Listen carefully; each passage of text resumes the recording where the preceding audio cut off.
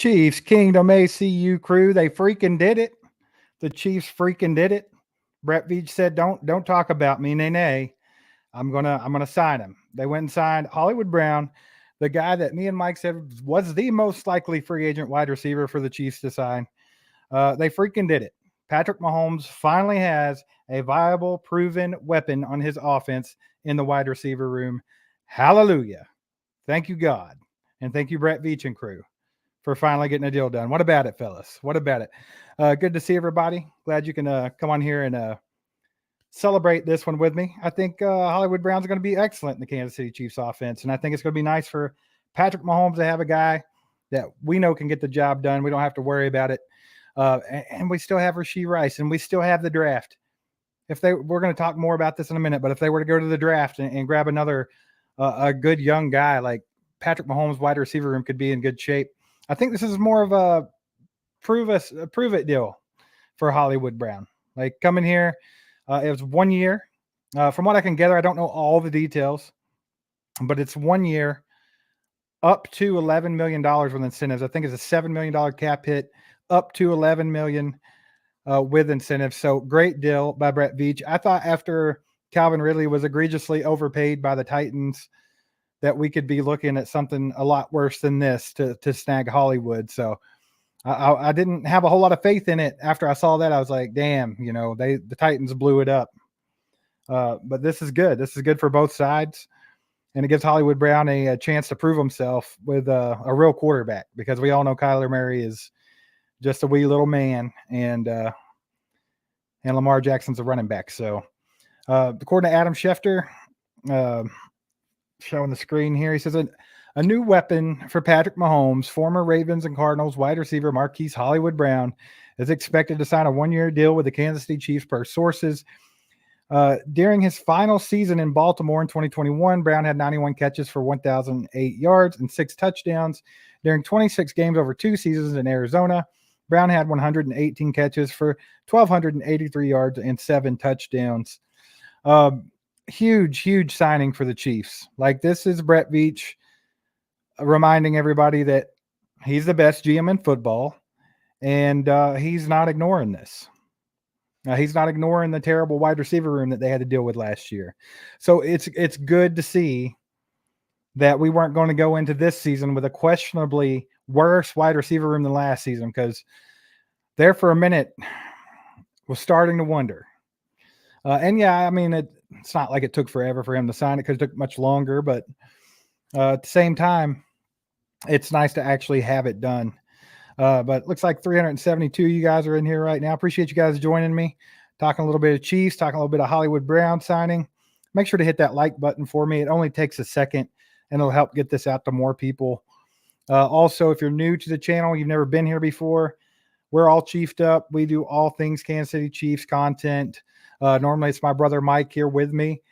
He's not here right now. He was actually on his way back from work, so I'm hoping he'll be able to jump on here and give his let him gloat a little bit, because he called it. Him and the knack for receivers in Kansas City. I think that's why he was so mad about last season, because he told him, he said, "Listen, Brett, you need to draft Puka Nacua," and they didn't listen, and then he had to watch it all season. But no, for real though, great signing. Hope everybody's happy about it.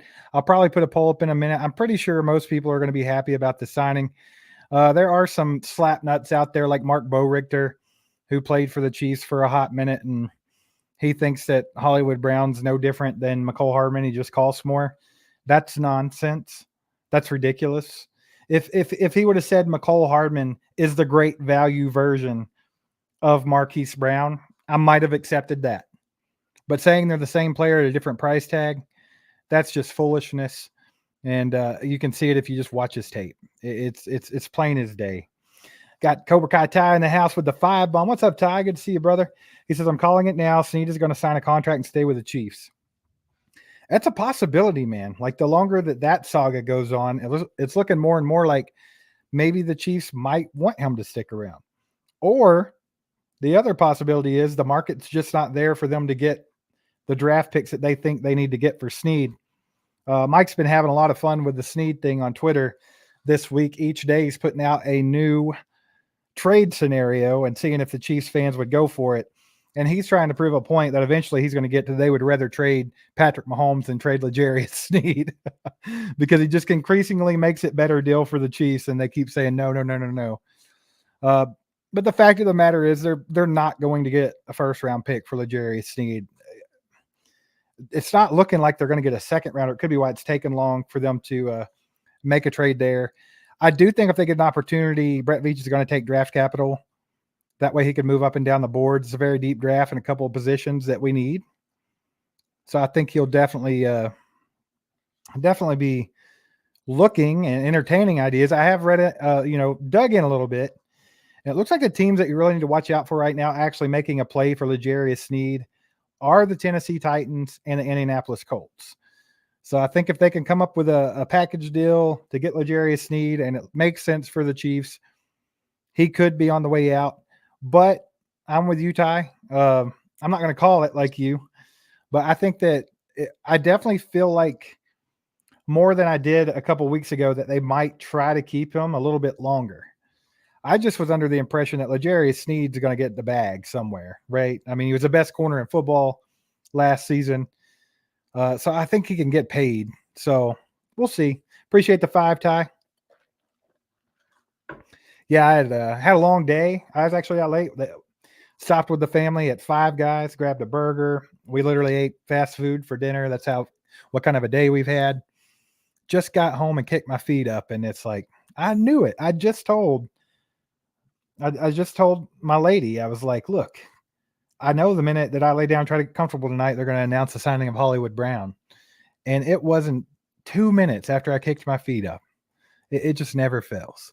Appreciate you, Ty, though. Y'all put some legendaries in the chat, and there is a suck it emoji now. So if you'd like to tell everybody else in the NFL to suck it because the Chiefs are still the best team in the NFL, and they're going to be for the foreseeable future, put some suckets in the chat. Our boy Lewis Cutbirth, been a member for a month now. He says, I'm seeing Mike Williams might be signing with the Chiefs as well. There's been a lot of speculation about that. That would be freaking insane. And so here's my thing with Mike Williams. Mike Williams is an excellent receiver. A lot of people pin him as just a jump ball kind of guy, contested catch kind of guy. That's not true. Mike Williams is a complete receiver. He's an absolute beast. But Mike Williams cannot stay healthy. Everyone knows that. So if you do sign him, it better be very, very team friendly, because you're taking a huge, huge risk. I don't know if Mike Williams would take a sweetheart deal from an in-division team that he's hated over the years. And let me tell you, if anybody knows how good Mike Williams can be, it's Chiefs fans, because he always had his best games against us. But man, if the Chiefs were to go do that, which I don't think is out of the realm of possibility, because we said, me and Mike both, Brett Veach has a history of when he has an issue, he will overcorrect it. He did it with the offensive line. He done it with defensive backs. He'll continues to do it, and I think that he might do it again on receiver. What that might look like is he's got Hollywood Brown on a year prove it deal. If that ends up being a good marriage there with him and Patrick Mahomes, they might extend him. Also, if they were to go out and sign Mike Williams to the same type of, hey, prove it deal, there's another one. I still think they look at wide receiver in the draft. It's just too deep at wide receiver. They have already interviewed a couple of guys that are later in the draft. Joshua Cephas from UTSA, and also I think his name's Anthony Gold. Correct me if I'm wrong. Those are both late round guys that I think they might be looking at. But they still are going to have the draft position to potentially get a Ladd McConkey, a Keon Coleman, Xavier Worthy if he not if he falls. I actually think Xavier Worthy is a second round talent, but I feel like someone's going to reach on him because of the speed. But A.D. Mitchell, there's so many good guys that could be in our range there in the first and second round. Malachi Corley, there's lots of names. Veach could definitely overdo it and just go all out. And I don't think anyone can be mad at it, because everyone knows that was the big problem with the Chiefs this year. Enrique, our boy with the 5-bomb, he says, can they give us the Lombardi right now? Steve, you must be elated. With this signing, how do you see the whole wide receiver room shaping out? Well, perfect. Exactly what I was just talking about, Enrique. I don't know if they'll go out and try to sign Mike Williams as well, but if they do, it's warranted. After the debacle that we watched all last season, to the point to where our franchise quarterback was so frustrated he was throwing a fit on the sideline, which is out of his character, I think you have to acknowledge it. You just can't ignore it. Brett Veach ignored it last season. He got super, super lucky that the Chiefs were able to go off on a historical tear in the playoffs and win the Super Bowl, because it kind of covered up that big blunder by him. But I think now's the time to address it. So if you're asking me, Enrique, I think right now, most likely, you're looking at Hollywood Brown, Rashee Rice, probably someone in the draft. I like Ladd McConkey a lot. I don't know if they'll spend a first-round pick on a receiver, but if they did and they took Ladd, I think that would be warranted. He's the most pro-ready guy out there, probably best route runner, smart kid. And then, of course, Sky Moore will still be around. They're not going to let him go. Kadarius Toney's still up in the air. Justin Ross is up in the air. There's lots of different ways it can go, Enrique, but it's going to be interesting to watch it play out. But I think what we know now is that Brett Veach is not ignoring it. Like, he knows that he got lucky. He knows he got lucky last season. And I think it's time to go ahead and, correct your mistakes. Brenda Pike, appreciate the 2. She says, let's keep Snead. It's a big possibility now. Like I said, the market's not there for them to get 1 million draft picks the way that Chiefs Kingdom thinks we should get for Snead. And by all means, I think L'Jarius Sneed's is he worth a late first rounder? Maybe. He's the best corner in football last year. But realistically, the way teams like their draft capital, and it's not all about how good he was. It's the fact that, can we pay him going forward? Can we afford a $19.5 million hit to the salary cap for him playing on the tag? There's lots of different things that go into it. So sometimes it's just better to be like, hey, I can get a second rounder and a fifth rounder, and I don't have to take a $20 million cap hit. So that's where they're at. It's not that they think L'Jarius Sneed's not worth more. It's just it's the best deal they're going to get, because they're not going to be able to pay him anyway. So I think people need to start looking at it through that lens. But it'll be interesting to see what they do there. Appreciate the 2, Brenda. But yeah, I hope you guys are loving this as much as me, because they definitely needed to address this, and it's finally got through. Bearson with a 2. He says Brown is a budget Hill, but a rich Mcole. Let's go. That's pretty fair assessment, I think. Tyreek Hill's in a league of his own, right? Like he's a once in a lifetime player, generational talent. You're not going to find a Tyreek Hill probably ever again. But Hollywood Brown's close. About as close as you can get, really, without just having a downright ridiculous talent like Tyreek Hill. Hollywood Brown was a 4.2. He ran a 4.21 or 4.23 at his pro day when he played for Oklahoma. So he's very, very fast. He's not very big. He's pretty small. He's undersized, which makes me think they're probably not going to go the Xavier Worthy route. I know a lot of people don't want to hear that, but they're similar. Actually, it's funny because Hollywood Brown was 130 pounds when he graduated high school. He's 166 now. Xavier Worthy is smaller than him. They're both kind of, pretty small guys. I think Xavier Worthy's a little taller than Marquise. But yeah, definitely a wide receiver that fits right into an Andy Reid offense. But appreciate the 2, Bearson. Kenneth Caldwell, been a member for 6 months now. We appreciate you, Kenneth. He says, what do you feel is the Chiefs' top need still? Left tackle. So I think left tackle is the biggest need. Do they consider it a big need? I don't know. It depends on how much they trust Wanya Morris in his second season. Did they see enough in his rookie year that they thought that he's going to be able to hold it down over there? I don't know. I personally don't think he's ready yet. I think they should be looking at some other options. The only options out there really is to re-sign Donovan Smith or Tyron Smith from Dallas. I think is still available. He's an injury-prone guy though, but a solid left tackle. If you go in the draft, they're going to have draft capital to try to get up and get a guy like Alt or what I never can say the guy's name, Fuanga. I have to trade up well into the first round to try to get a guy like that. A lot of people like Amarius Mims from Georgia. I'm not opposed to it. The jury's still out on Mims for me. I've watched a little bit of tape, but not as much as I should have so far. So I'll probably dive more into Mims because I think left tackle is definitely where they probably are going to be focusing. I do still think they're going to be looking at wide receiver though, because they gave Marquise Brown a 1-year prove it deal. But if you don't prove it, they might not sign him back. Or if he proves it too well, someone else might pay him more money. So there's lots of different things that can go on there. They could extend him. It'll just really depend on his play. But I think long-term play, you got Rashee Rice, but I think you go ahead and add another piece. And there's just a lot of really good guys in this draft. D1 member for 3 months says great signing, and wow, Veach did great. Welcome Hollywood. I think it just goes to show you that obviously as fans, we're a little impatient. We're a little impatient sometimes.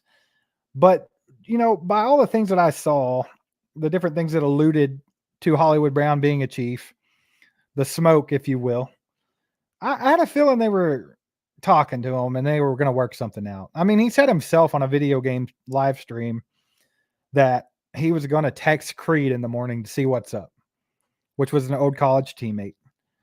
I think they'd been in contact with him. So I think it was like, they just weren't in a hurry. I think they knew that was the guy that they wanted to get. They were just trying to figure out what kind of deal to give him.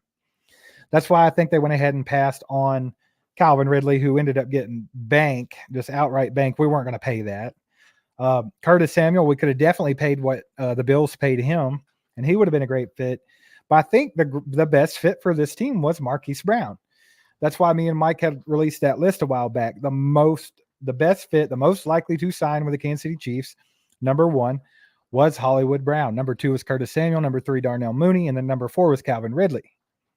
But, I never saw Mooney being a Chief. A lot of people did because of Matt Nagy connection. He had a 1,000-yard season in Chicago with Matt Nagy as a head coach and blah, blah, blah.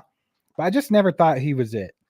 Like, to me, Marquise Brown was the guy that fit and made the most sense. And Brett Veach went out and pulled the freaking trigger. So let's go, baby. Good to see everybody, though. Like I said earlier, if you don't care, take a second and hit the like button. If you haven't hit the like button, it just takes a second. It'll help me out tremendously. Get more people in here. If you're new to the channel, welcome. We're all chiefed up. We do all things Kansas City Chiefs. A lot of Kansas City Chiefs content, video podcast. We try to do some news, breaking stuff when we can, but we're not full timers. It's not like we can drop what we're doing at the drop of a hat. Just happened to work out pretty decent tonight. But hit the subscribe button if you haven't. Come hang out with us. We have an awesome crew. The chat is great. Everybody's very knowledgeable. Lots of different opinions. It's a good place to be. So definitely go do that if you have not subscribed. Also, if you would like to become a member, you can do that as well. Join.allchiefedup.com. It's $4.99 a month to get started, and you can do members only live streams and a bunch of other stuff. Get some emojis and little things like that. So definitely appreciate you guys for being here. I'm going to try to get to the chat. I have not got to look at the actual chat besides the super. So I'm sorry if I don't get to everybody, but I'll see what I can do here. If you guys do super chat, though, I will make sure 100% that I do get to your question or comment. Let me see here. Brad asked what's Mike doing? Conditioning his hair. He's on his way back from work. I called him. I was like, hey, the Chiefs just signed Hollywood Brown. Where are you at? And he said, man, on the way back home, got to go make a drop. Then I'll be there. I said, look, I'm going to go get on with everybody. We're going to talk about it. Have a good time on a Thursday night. Isn't it funny? Veach is like, you know what? We're going to wait till Thursday night at 10 p.m. Central Time to announce the signing. Like, I feel like it was him. It wasn't anybody else. It was just Brett Veach. He's like, you know what? They made fun of me and said I wasn't going to address this position, so I'm going to make them wait a little bit longer. Let them get all comfy and ready for bed. All horned up again, Mac Attack. Speaking of all horned up, merch.allchiefedup.com. You can grab merchandise over there. We have a new one. We have a new shirt for you. I was working on it. Actually, I think I finished it this morning, maybe. If I can get to it, I'll show it to you. Y'all just bear with me. But we got ourselves a nice little all horned up shirt now. So if you're all horned up about Hollywood Brown, get over there and snag you one of those shirts. It's not pulling up for me right now, but whatever. We'll get there. When Mike comes in and starts pulling his weight around here, I'll get to that.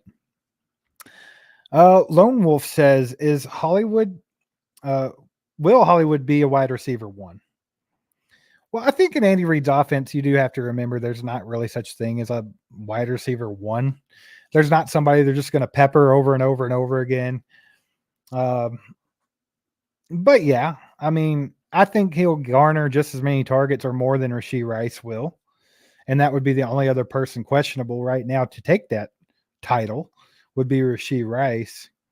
So yeah, definitely think it could be. Obviously, he had 1,000-yard receiving year in Baltimore in his last year there. His stats, which I'm going to try to pull up for you guys right now, you can tell like there's some left to be desired with him, but you have to look at the situation he's been in. So let me try to pull this up for you guys real quick. I just want to show you his stats so we can talk about that. I know a lot of people in the chat were like, hey, what has he done lately? This and that. Well, let's just take a look at it together. So let me make sure you guys are seeing what I'm seeing here. Okay, yeah. So last season, 2023, he had 51 receptions for 574 yards, 4 touchdowns. So before you dig too deep into that, just remember that his last 2 years have been in Arizona with Kyler Murray. And also Kyler Murray was hurt for most of 1 year. So he was playing with like Josh Dobbs and like a lot of backups. Colt McCoy, I think, might have been one of them. But yeah, 2022, 709 yards, 3 touchdowns. If you look back when he had a more competent quarterback with Lamar, you're looking at 1,000 yards with 6 touchdowns, 770 yards with 8 touchdowns, 585 yards with 7 touchdowns. And you also have to think, yes, Lamar is a little more competent and a better quarterback than Kyler Murray, and it's not close there. So I'm not saying they're close. Lamar's obviously hands down better. But Lamar Jackson's not Patrick Mahomes. As much as the media wants to try to push it and act like he is, he's not. He's not close. It's never been close, and it never will be close. The Ravens are literally a running team, and that's just all there is to it. I think Hollywood Brown's potential is way up here from what you've seen so far. The fact that he's been able to do what he's done with the positions that he's been in tells a bit of a story, in my opinion. I think Patrick Mahomes is going to have a lot of fun with Hollywood Brown. Daniel Collier, appreciate you hitting that sub button and liking, buddy. Thanks for doing that, and hopefully we'll see you around more often, man. Great people in the chat. It's a good place to come have a football conversation. Even when I can't get to everything, like y'all talk amongst yourselves, it's just a good place to be at. Mitch Goat with the 2. Appreciate you, Mitch. He said, I love the pickup. We need a dedicated wide receiver 1. Yeah, like I was saying, I definitely think that he can be that guy. Will he be? It's yet to be seen, but that's why he's on a 1-year prove-it deal. But yeah, he definitely has what it takes. And I think just if the chemistry is there between him and Mahomes, like me and Mike thinks it will be, and if Marquise Brown if he can learn the Andy Reid offense and not have any types of setbacks, like he's going to be a weapon for the Chiefs. Like he's going to be a weapon. Appreciate the 2, Mitch. I got a 2 bomb from Payton. Says thoughts on cheap deal with Michael Thomas. I feel like the cheap deal with Michael Thomas falls along the same lines as decent deal with Mike Williams. Like both are just injury riddled, but both, when they're at the top of their game, are some of the best receivers in football. So it's like, do you want to take a shot on it or do you not? It's kind of a risky move. I think you get Michael Thomas a little cheaper than Mike Williams. But either one, I feel like they're both similar in certain aspects of the fact that they can do a lot of different things. They are receivers that they're the type of receivers that we've been lacking in Kansas City. Like Hollywood Brown fits right into the mold of what we're used to having. Whoever said it earlier, let me see real quick. Bearson, like he kind of described it perfectly. It's like he's in the vein of Mcole Hardman, Tyreek Hill, but he's like in the middle, if not leaning more towards Hill than Hardman. Like Hardman's kind of like low scale, or Hill at the top. Hollywood Brown would be in the mid ground, probably closer to the top, in my opinion. I feel like there's a pretty big gap between him and Mcole. That's another possibility, guys. Never take that one off the table. Mcole Hardman could be signed back. Marquez Valdez-Scantling still hasn't signed with another team.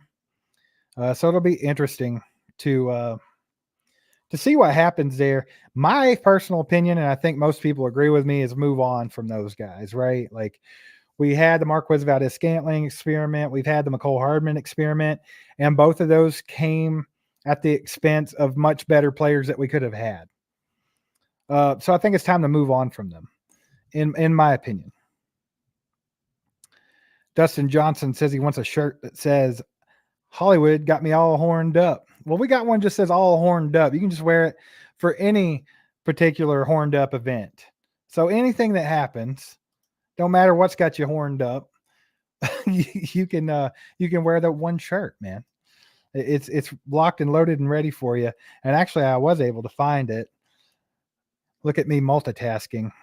Where are we at here? Boom, boom. And here we are. We got the all horned up in the Hollywood Hulk Hogan font, baby. So if you want to link the Hollywood together with a horned up, there you go. But I put it in a Hulk Hogan font. You can get that in black, red, or white, whichever one floats your boat there. If you want to be just like Hulk Hogan or Rowdy Roddy Piper, you're going to want to go with that white. But grab you one of these bad boys. We might have to put a sale on these things. Haven't had a sell up since the end of February, so I might try to do that. But definitely snatch you up one of those.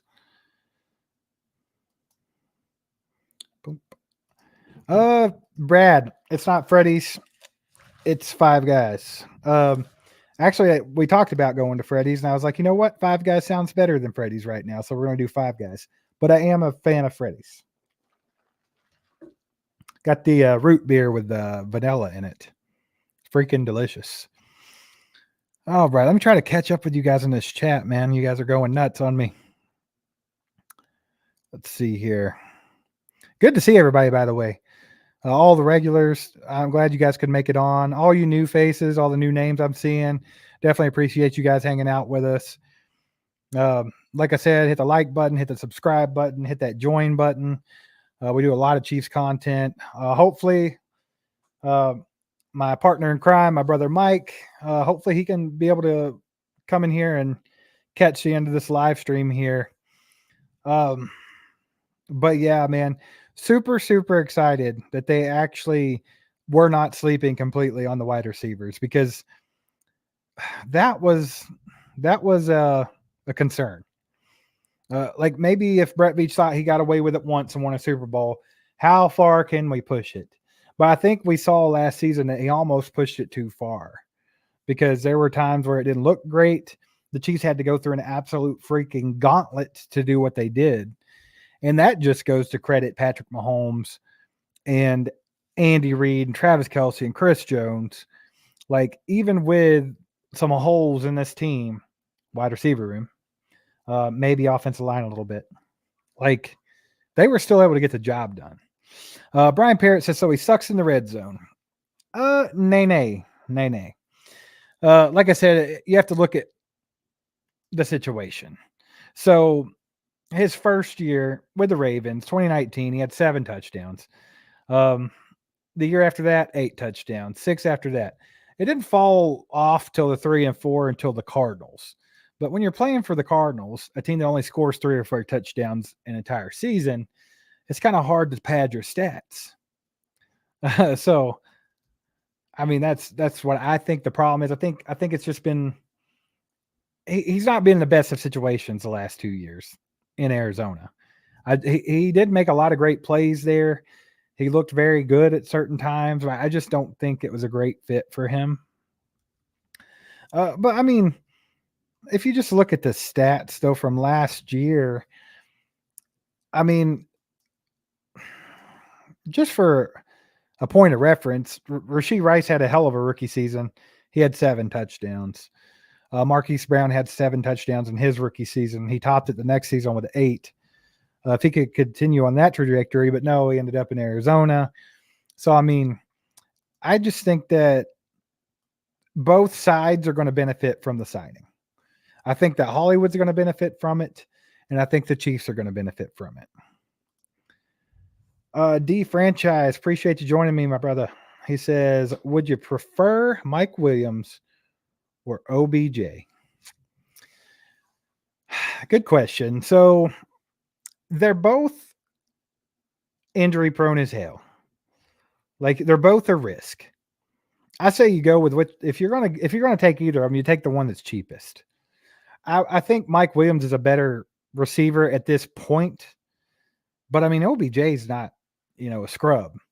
He hasn't done much lately, but I mean we all know what he can do. I mean, just all depends on health, KT Soundscape says Hill was a 4.29. Yeah, I don't remember what Marquise Brown did at his pro day. Let me see. I want to say it was like a 4.23, but let me check it out. No, I'm sorry. It was a 4.27. So yeah, it was a 0.02. So a 0.02 of a second faster than Tyreek Hill's 40 time. But we all know that 40 speed and playing speed doesn't always translate. So we'll see how that goes. Definitely think. I mean, you knew they were going to go speed, right? You knew they were going to go speed. That's just what they do. That's just what Brett Veach likes. It's what Andy Reid likes. So yeah, I'm sure a lot of people's expecting it in the draft as well, and they still could. They definitely still could. Anetta asked, where has he been for 3 years? So once again, Anetta, just to address that one more time, Marquise Brown, the last 3 seasons, he spent one of those with the Ravens in 2021. 2021 Ravens. Most Ravens teams are run first. Lamar's by most standards, he's a running back that throws the football occasionally. And yeah, he's gotten a little better at throwing, but back in 2021, that's definitely what was going on there, right? And then the Cardinals are the Cardinals. They had Kyler Murray, who sucks. And then on top of that, he was hurt one of those years entirely. I think 2022, Kyler was out like the whole year, if I'm not mistaken. I think they had Josh Dobbs playing and maybe some other guys. So it's just bad situations. And then on those teams, on the Cardinals, it's not like he had like great guys around. I think the other receiver on his team that was even worth a crap was Rondale Moore, and that's somebody that I would compare more to Mcole Hardman than I would Marquise Brown. So yeah, I wouldn't worry too much about the production in the last couple of years. I don't think he's fell off or anything like that. I just don't think he's been in an ideal situation. But like I said, I think they're both going to benefit from it. I think they're both going to do well. I mean, he's definitely like a lot of people want to compare him to Mcole Hardman. Like I said earlier, there's some slapnuts out there that say that he's just Mcole Hardman with a heftier price tag. That is not true. They are not in the same league of wide receiver. Like you got like your elite wide receivers. You got your really, really good ones that are right below that level, which is kind of where Marquise Brown falls in. You got your good receivers, then you got your mediocre receivers. Mcole Hardman is mediocre at best. I had a bad feeling he was going to be that way when we drafted him, and sure enough. And looks like Mike finally made it in, so whenever he's ready, he can pop in and sound off, baby. He can sound off about this Hollywood Brown signing. Got to be a little horned up. Oh, there he is. I'm horned up, yeah. Oh, let's go. What about it, man? Mike, glad to see you. You can take over talking for a little while. It's kind of getting tired. Okay. Yeah, I was driving through a tornado warning. So if you guys lose me, I've heard the sirens going off out here. Almost got struck by lightning about 4 times coming from my car to the house. So if you guys lose me, the power is out in my 1800s power grid. Yeah, man, he could lose both of us, man. It's getting a little wild out here. So right, it's getting buck wild. Steve, I didn't think Brett Veach was going to pull the trigger ever. Oh, he did, baby. Look, Brett was out there vacationing somewhere in Maui. I don't know what he was doing, but look, he did sign some different players today. You haven't even talked about this. He brought back Derek Nottie on him 1 year. He brought back Turk Wharton on him 1 year. We were going to get to that, but go ahead. Hey, you don't underestimate the power of Turk Wharton, baby. Turk, Nottie. Dude, do you hear the sirens going off in the background? Yeah, mine are going off big time. The tornado sirens are going off, guys. We're not in Kansas anymore. It's getting wild. We're over here in Kentucky, and we're trying to be Kansas right now. Like, dude, they're like, hey, you know what? It is crazy. Steve, I seen the horned up shirt. Do you love it? I did love it. You missed a golden opportunity about the horned up. You should have horned it with an apostrophe D, like all chiefed up. You horned it. But I get where you're coming from with the horny. Dude, I tell you what.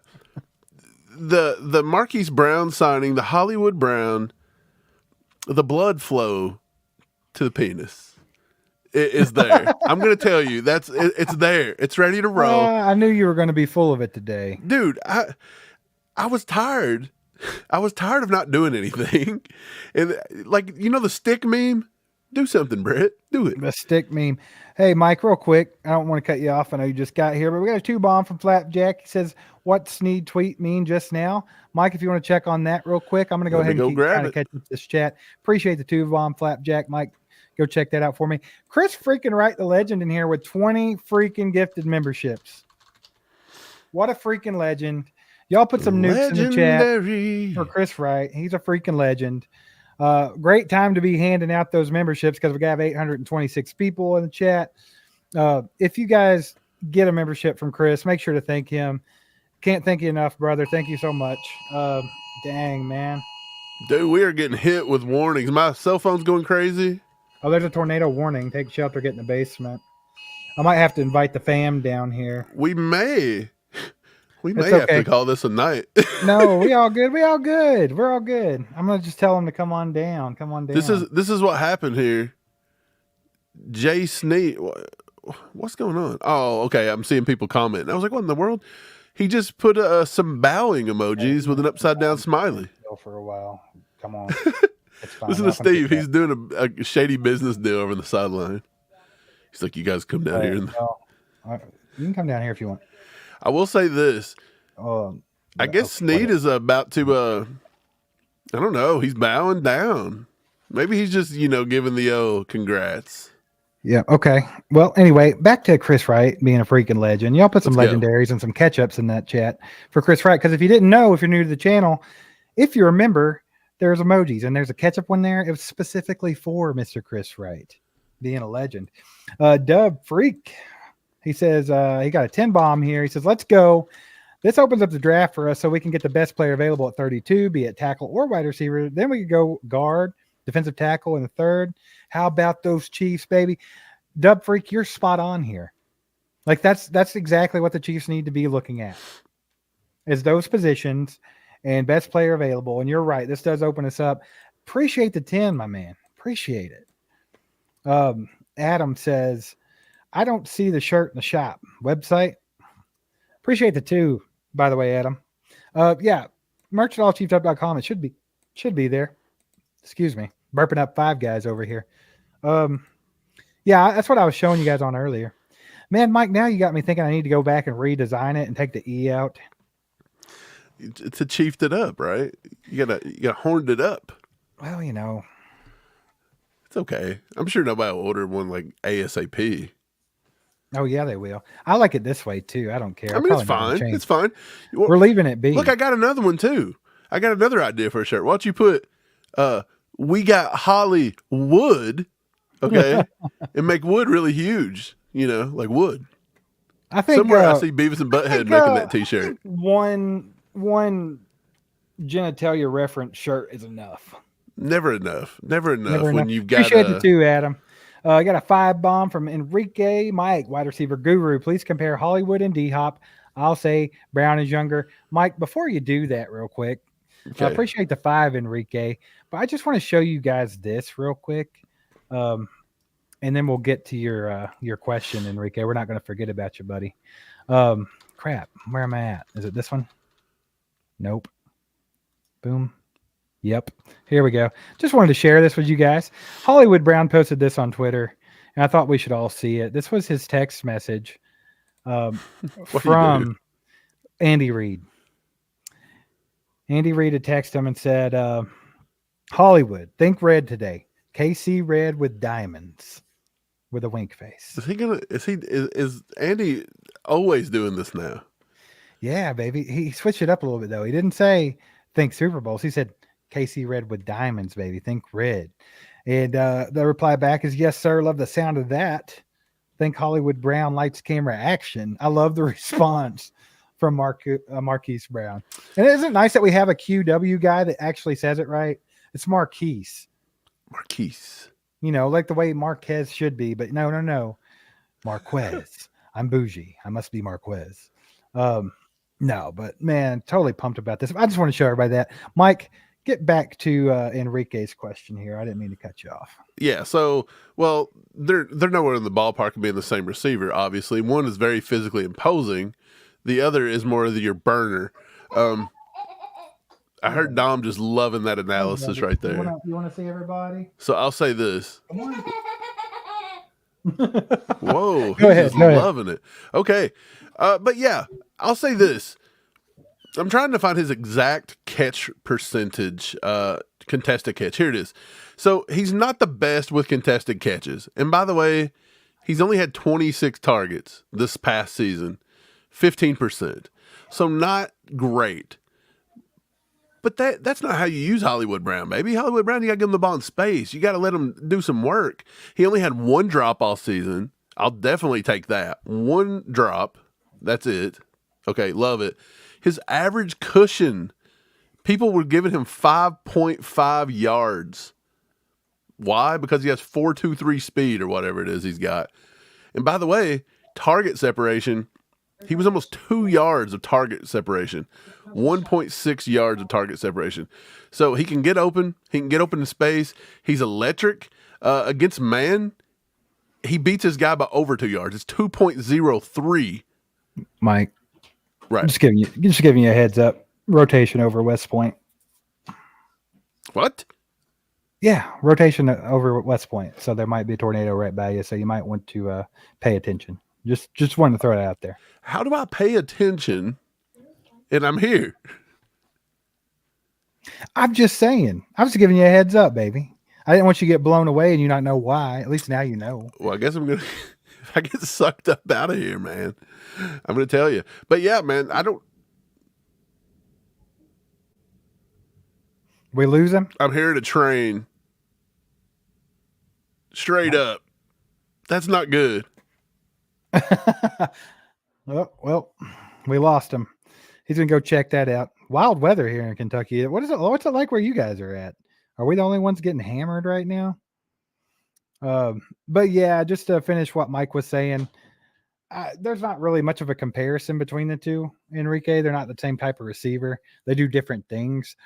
Production wise, you're going to get more out of D-Hop, but in Andy Reid's offense, I don't know if that holds true, to be honest. I think maybe the way Andy conducts his offense and the way that we use wide receivers, Hollywood could be more productive. The jury's still out. Remains to be seen. We'll have to see what happens when the season starts, man. But super excited about the possibilities for sure. Man, we're out here risking life and limb to report the Hollywood stuff. Hopefully Mike's good. I mean, as long as his chair's still sitting there, I think I can see it. So maybe we're good. Maybe we're good there. All right. Let me get caught back up with these chats. Isaiah, appreciate the two, brother. Says I like Ethos move. For sure. Chris Wright with the 5 bomb says new emoji, rest in peace, ran into Pat. That's a good one. I need you to ran into Pat. I like that, Chris Wright. Might have to do that one. Yeah, I mean, we already got you the ketchup, so we might as well throw one in there. We got a suck it emoji now, by the way. So you can definitely throw that one out there.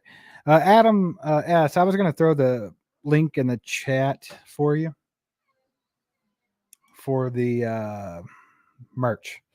Click that link. It should take you straight to maybe not the shirt. Let me do that. My bad. I have 900 people running around behind me being crazy. So right. I'm back, bro. You're back. You're still alive. That's good. Anyway, like I was saying, Adam, putting it in the chat down here. I'll put the exact link to the shirt. Bing. All right. I think I caught us up on the super chats. Appreciate you guys for those, by the way. P Swizzle with the 2 says, who is your favorite wide receiver coming out of the draft? My personal favorite is Keon Coleman. Best fit for the Chiefs. I'm liking Lad McConkey, and I'm liking Mike's guy, Ricky Pearsall. Those are good picks, Steve. Yep.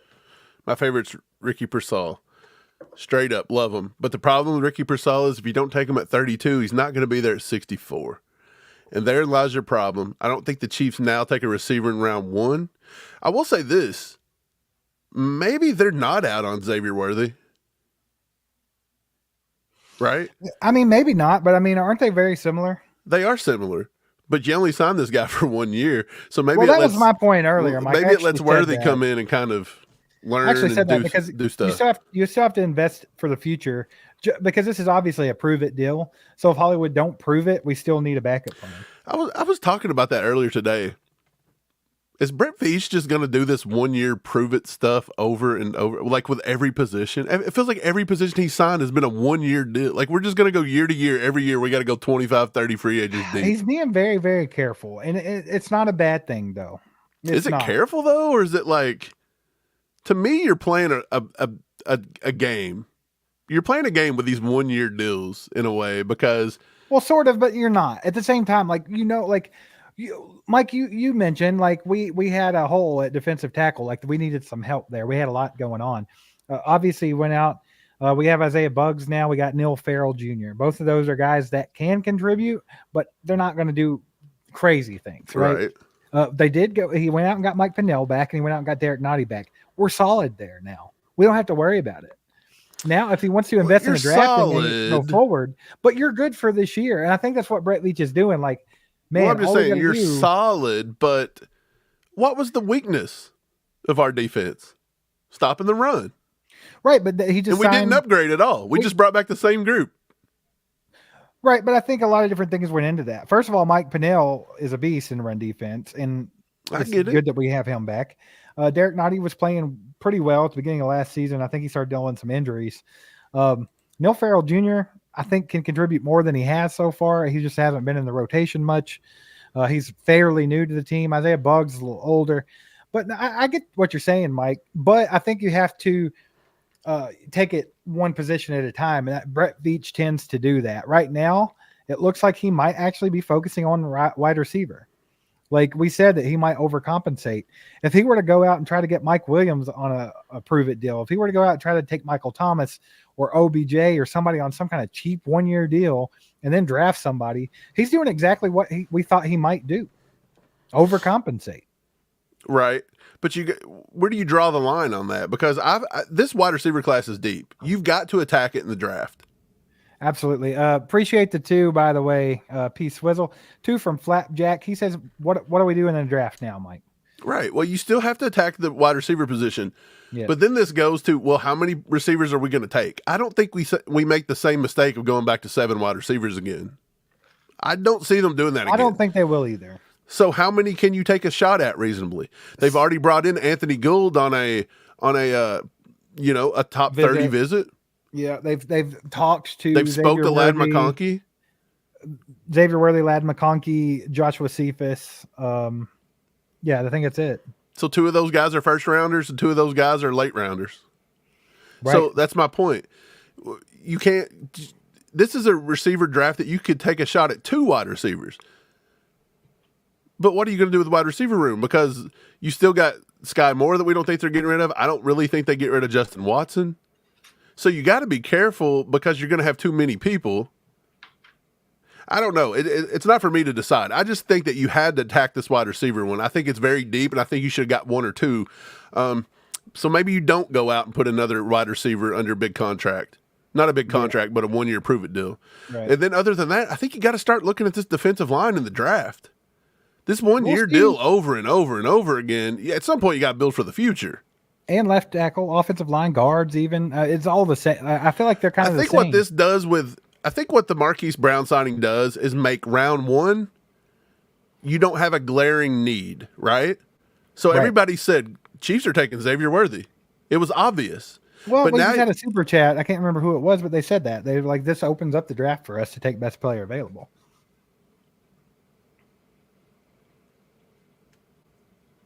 What in the world is that noise again? I was like, what? What did I say? Yeah, I think that's what this does. This makes it best player available. And I think that's what you want in round 1. After round 1, I think anything's possible. Right. TGZ with the 2 bomb says, Mike, stay grounded. Don't get all sucked up. And he did it with the apostrophe like he's supposed to. You okay there? Dude, I'm just listening outside. And this one sounds more like a train. Yeah, you might want to go check on that. Give me a second. My God, this is insane. Appreciate the 2 GGZ. Bill Major with the 5 bomb. Appreciate you, Bill. He says, think Hollywood will go to Texas and practice with Patrick Mahomes. Yeah, I do. I think you'll see that. I think the quicker they get something together, man, that it could be a special connection right there. I think it has the opportunity to be a special connection.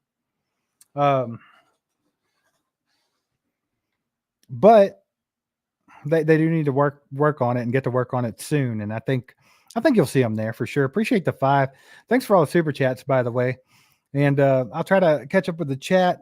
Like I said, if you do a super chat, I'll make 100% sure that I get to all those. But hopefully Mike's doing okay right now. I might need to go check on my own people here in a minute, but we'll see. Right now, we're enjoying a little Hollywood Brown action. And the weather's loving it too, I suppose. It sounds a little crazy out here now. Yeah, appreciate you guys being here. 851 watching right now. Make sure to hit that like button if you haven't already. Let's push up that like as much as we can, please. It just takes a couple seconds. So please go do that. Let's see here. I'm so behind on the chat. I'm sorry, guys. We'll try to catch up with it. I'm just going to have to go down here to the end and just go with it. Good Lord, I'm way behind. Yeah, Ryan, that's what Mike's checking on right now. I'm kind of trying to keep an eye on it. I have somebody keeping an eye on it. So definitely doing that. It's always this way in spring. Like spring's come a little early, and Kentucky weather sucks. I know you guys are used to it out in the Midwest too. So it is what it is. KY in the house. What's up, KY? Isn't a 1-year prove it with Brown safer than a 3-year fiasco wide receiver that we had with MVS? 110%. Like, no doubt about it. Like, I would rather do this any day than that 3-year deal they did with MVS. Mike, and if you want to take over for a minute, I'm going to go check on my side of the fence. Yeah, it's pretty wild out here, dude. Yeah, did you answer KY? I think you did. Okay, let's see. Let me find some chat. Let's do it, baby. BW says we need linebacker, left tackle, defensive tackle, wide receiver, first 4 rounds. I wouldn't be surprised. Look, I think the one position where we've not got better in, and it's still early, but the one position we've not got better in so far besides left tackle is linebacker. Willie Gay, I like what Willie Gay brings. Willie Gay brings a lot of leadership in the locker room. He brings a lot of electricity. He brings a lot of good, a lot of spirit, a lot of swag, surf, a lot of good stuff. His energy is unmatched. And we've yet to be able to replace him. Will we go somewhere and replace him? I don't know. We do have Cam Jones, Isaiah Moore from NC State, who was injured. We put him on the practice squad. We still got Jack Cochran. I'm pretty sure they got him back on a tender, or they're getting ready to work that out. I think he may be the only one they haven't worked out just yet. But there's a lot of linebackers in the draft, too, that they could look at. There's a bunch. But, yeah, I'm with you. I think linebacker might be the one position, Steve, that just doesn't feel like we've got better in besides left tackle right now, because Willie Gay was a pretty decent loss. Right, but, we're still pretty well off at linebacker, in my opinion. I think the rise of Leo this year is huge. Right. And then getting back Drew is a big piece. And I think that they're going to make sure they lock up Nick Bolton next year too. Right. Nikki says a McCaffrey on the Chiefs would be nasty, in my opinion. I love if we drafted him. Yeah, Luke McCaffrey out of Rice. His brother's Christian. His dad is Ed. He's been around football. He used to be a running back, I believe. They moved him over to wide receiver, or he was a quarterback, moved to wide receiver. He was something and moved to wide receiver. He can catch the ball. He's pretty good. He did himself some decent favors at the combine. I think he's somewhere around a late round 3, somewhere to round 5 to 6, somewhere in that range. Wouldn't be bad. Kevin says running back out of Louisville. That's Isaac Gorendo. He flat out beasted, man. 220 pounds and runs like a 4.3 or 4.4. It's insane. He even had like a 41-inch vertical or something. He was in the 4.3s, man. Right, so he done really well. And then also Theo Johnson out of Penn State. He had a 9.9 or something like that RAS score. So insane. Yeah, it was pretty good. Tommy asked, what was it, Mike? It was hard rain, but there are, like, the weather did say there's some kind of rotation building. And they actually said, Steve, it's going towards south of where we're at, which is where you're at. No, it's over us right now, I think. So, yeah, it's close. We're just going to have to deal with this for a little bit because I think all night long. It's going all night. So who knows? like I was saying when you were gone, you get used to it. And I know that the people out in the Midwest, like especially Kansas, know all about this. So Right. Not to mention, it was 80-something degrees today. And it's March 14th. That is very unseasonal warmth. I knew we were about to get slammed. Yeah, usually in March we get another snow and like another cold front, and then we'll finally turn off into spring in April. But we've had an early spring, so. Yep. Dean says what running back to bring in now. I don't think we're bringing one in. It'll be a draft pick. I think you draft one. With too. all the draft movement, look, I'm under the assumption that there wasn't even a draftable running back till maybe late round 2, early round 3. With all this movement we've got going, you're going to get a round 2 running back probably in round 4. It's very possible you could snag a Trey Benson in round 4. It's very possible you can get the Isaac Garendo in round 5 or 6. So I think running back is kind of, but haven't we learned, big running back market this time, but haven't we learned now that you don't take running backs in round 1? They took Saquon Barkley, could have had Josh Allen, and now he's playing for the rival. They're never, ever, they're not going to take another early round draft, like a running back. No, they're not doing that. They learned their lesson with Clyde. I think I'm talking about general. Isn't it general? NFL teams just don't need to draft running backs in round 1. There are certain talents you do. B. John Robinson, you had to. Jahmyr Gibbs, you do. I think this kid out of Texas might be worth taking an early pick, not first round. But, I mean, it just depends. I think they have to be a transcending kind of talent. Adam S. with the 5 bomb says they do be 1 year and people to death. That's why we lose 3/4 of our roster every year. We need 2 wide receivers, 2 or 3 O-line, and let's see, 1 D-line and 1 edge. What do you think, Mike? That's what I was thinking about these 1 years over and over and over. To me, it just feels like it makes the job harder. It feels like every single year you're like, well, we lost 25 players. We got to go back. And then we're always doing it with the most limited cap we can get. Yeah. I believe Brett Veach makes it really hard on himself because when you're doing these 1 years, you make it to where almost every single draft pick you have to hit. Like you have to hit. If not, you just keep rotating these because you can't afford. They probably couldn't afford to sign Hollywood for no more than what? I didn't think they'd get him for $11 million with the inflated wide receiver market. That was what I was saying, Mike. That's the first thing I said when I got on tonight. I was just like, it's crazy. He must have wanted to come here. He did. I think there's been a lot of talk about it. Yeah, Pops, we know all about the tornado stuff. We're keeping an eye on it. Everybody's down in the basement and huddled up somewhere, except for me. Let's see here. Appreciate you, Adam. Appreciate the 5 bomb. Yeah, I appreciate that, brother. Adam, let us know if you found the T-shirt, man. Y'all also let me know in the chat if you want me to redesign it before you buy one with the apostrophe D instead of the ED. Let me know and I'll change that. Oh, tornado warning! Awesome. Yeah, it's just it's going ham, and it's showing that it's going to keep going to like 3 a.m, dude. So this is going to be a long night. I'm so tired too, man. I had a long day. Little man had therapy this morning at like 8 a.m. and I've been going since. Right.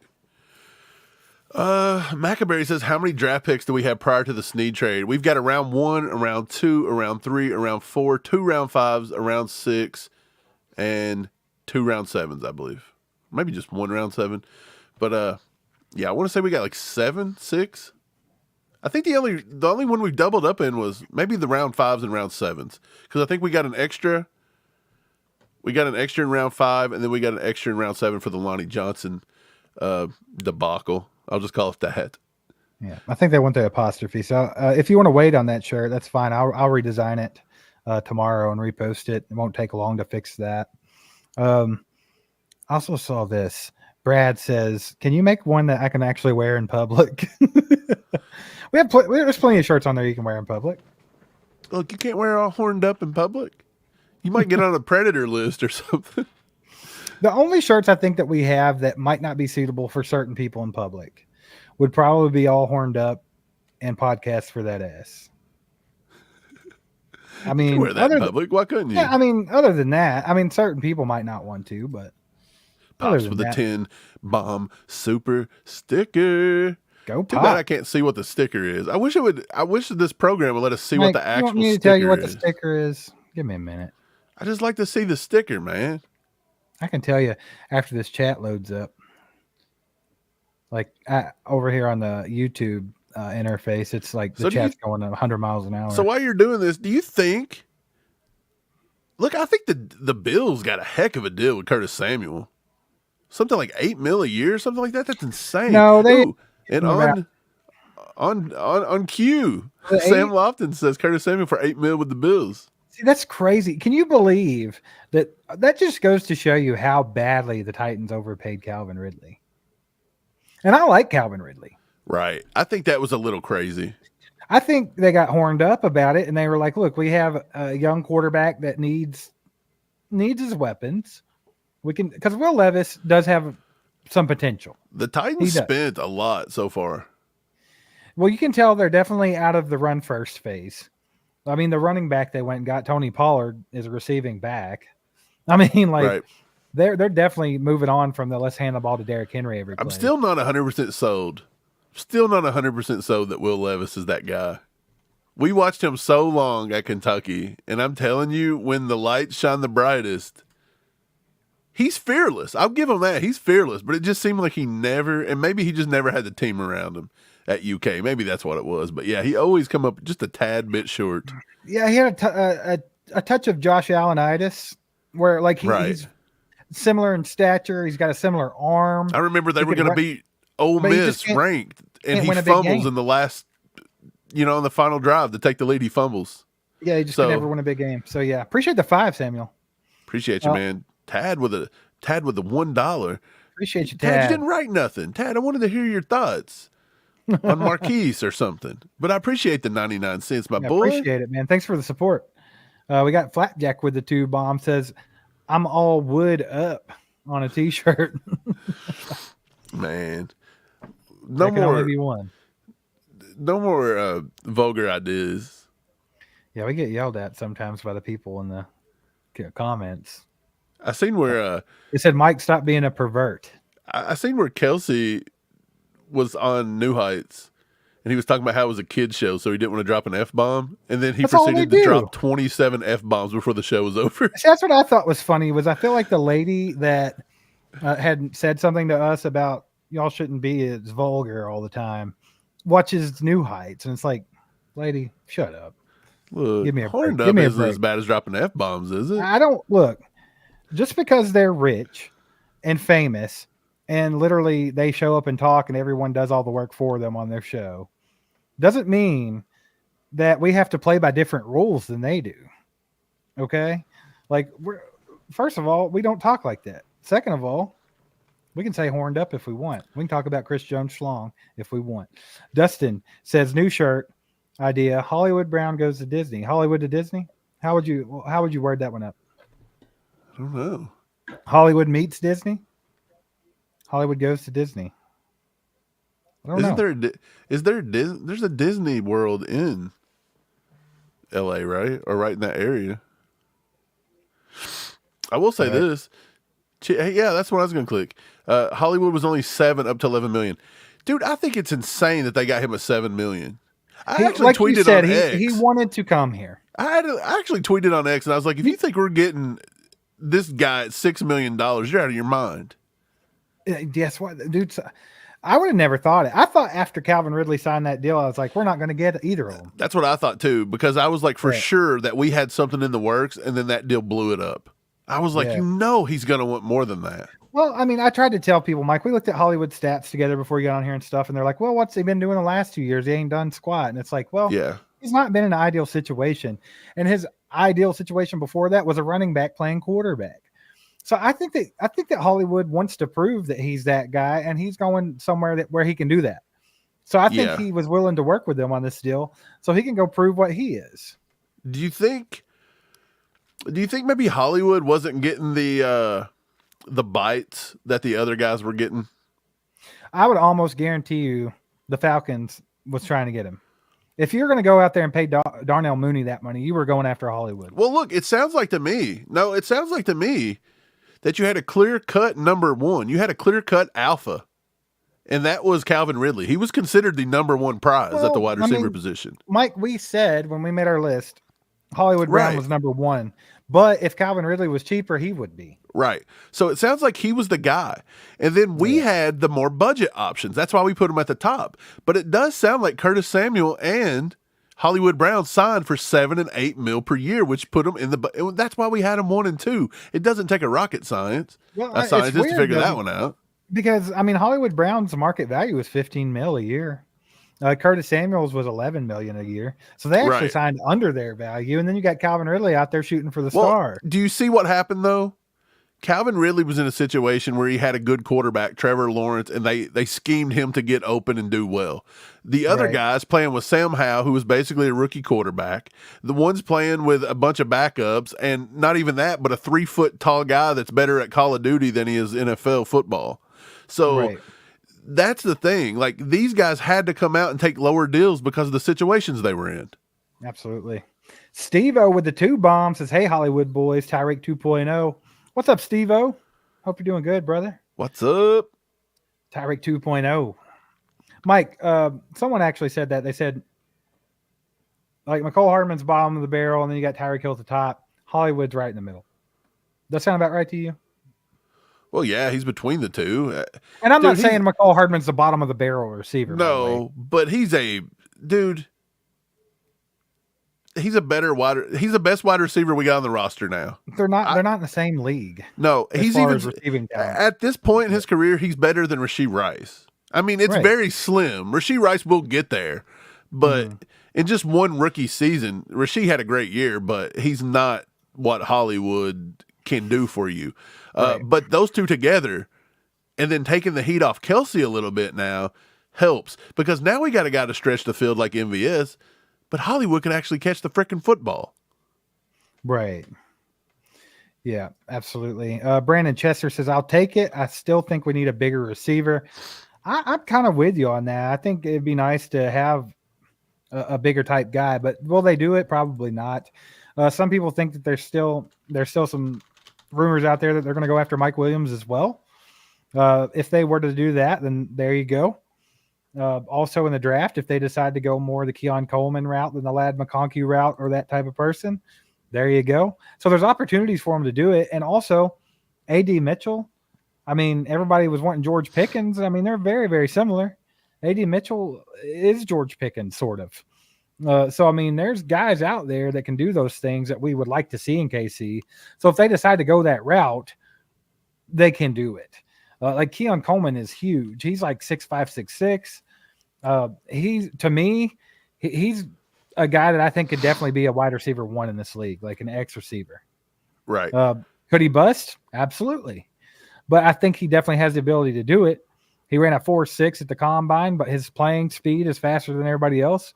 He was over 20 miles an hour in the gauntlet, fastest receiver.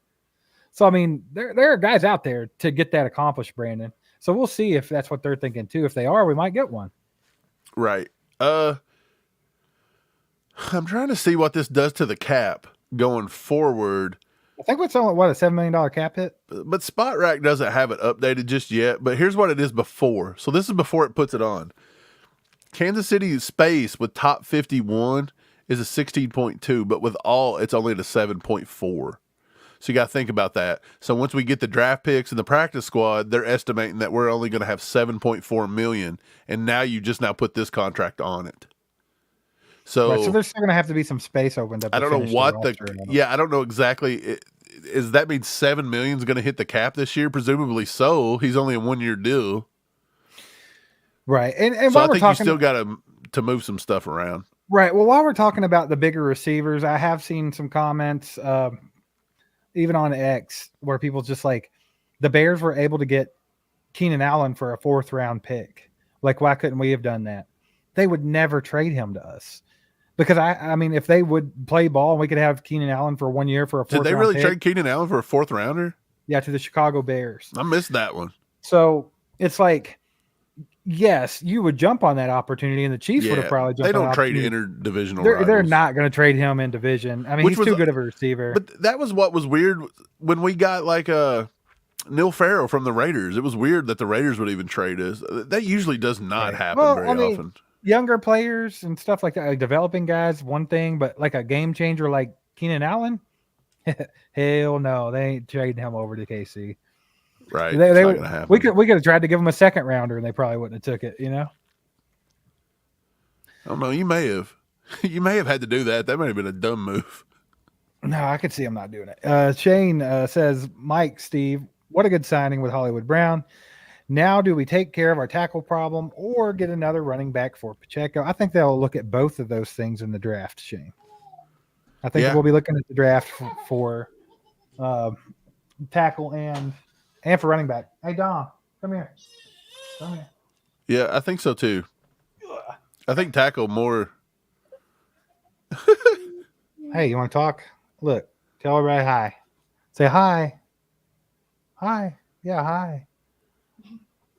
He's like, I ain't doing it. He ain't having it, bro. He don't like the camera. He's like, get me out of here. He's like, get me out of here. Get me out of here. Hey, guys, if you haven't turned on your gifting, go ahead and do that, by the way. You just click the gift at the top. Do that because Chris threw out 20. Make sure those get handed out. Appreciate everything. Nobody's willing to deal with KC, though, Steve. That's just... It's becoming very apparent. We even kind of talked about that yesterday amongst ourselves. Does it feel like the NFL says, hey, the Chiefs' obviously big need was wide receiver. Let them take shots in the draft all they want. That's not guaranteed to always hit. The Chiefs have missed on a lot of those. But one place that we can hurt them is free agency. Chiefs don't have a big salary cap, space freed to throw out these contracts. So let's go overpay for all these wide receivers on the market. And the Chiefs are definitely out of that one. Kind of felt that way. But I feel like Hollywood just kind of maybe wanted to come here. I just don't see how. Well, like I said, there was the clear alpha there with Calvin Ridley.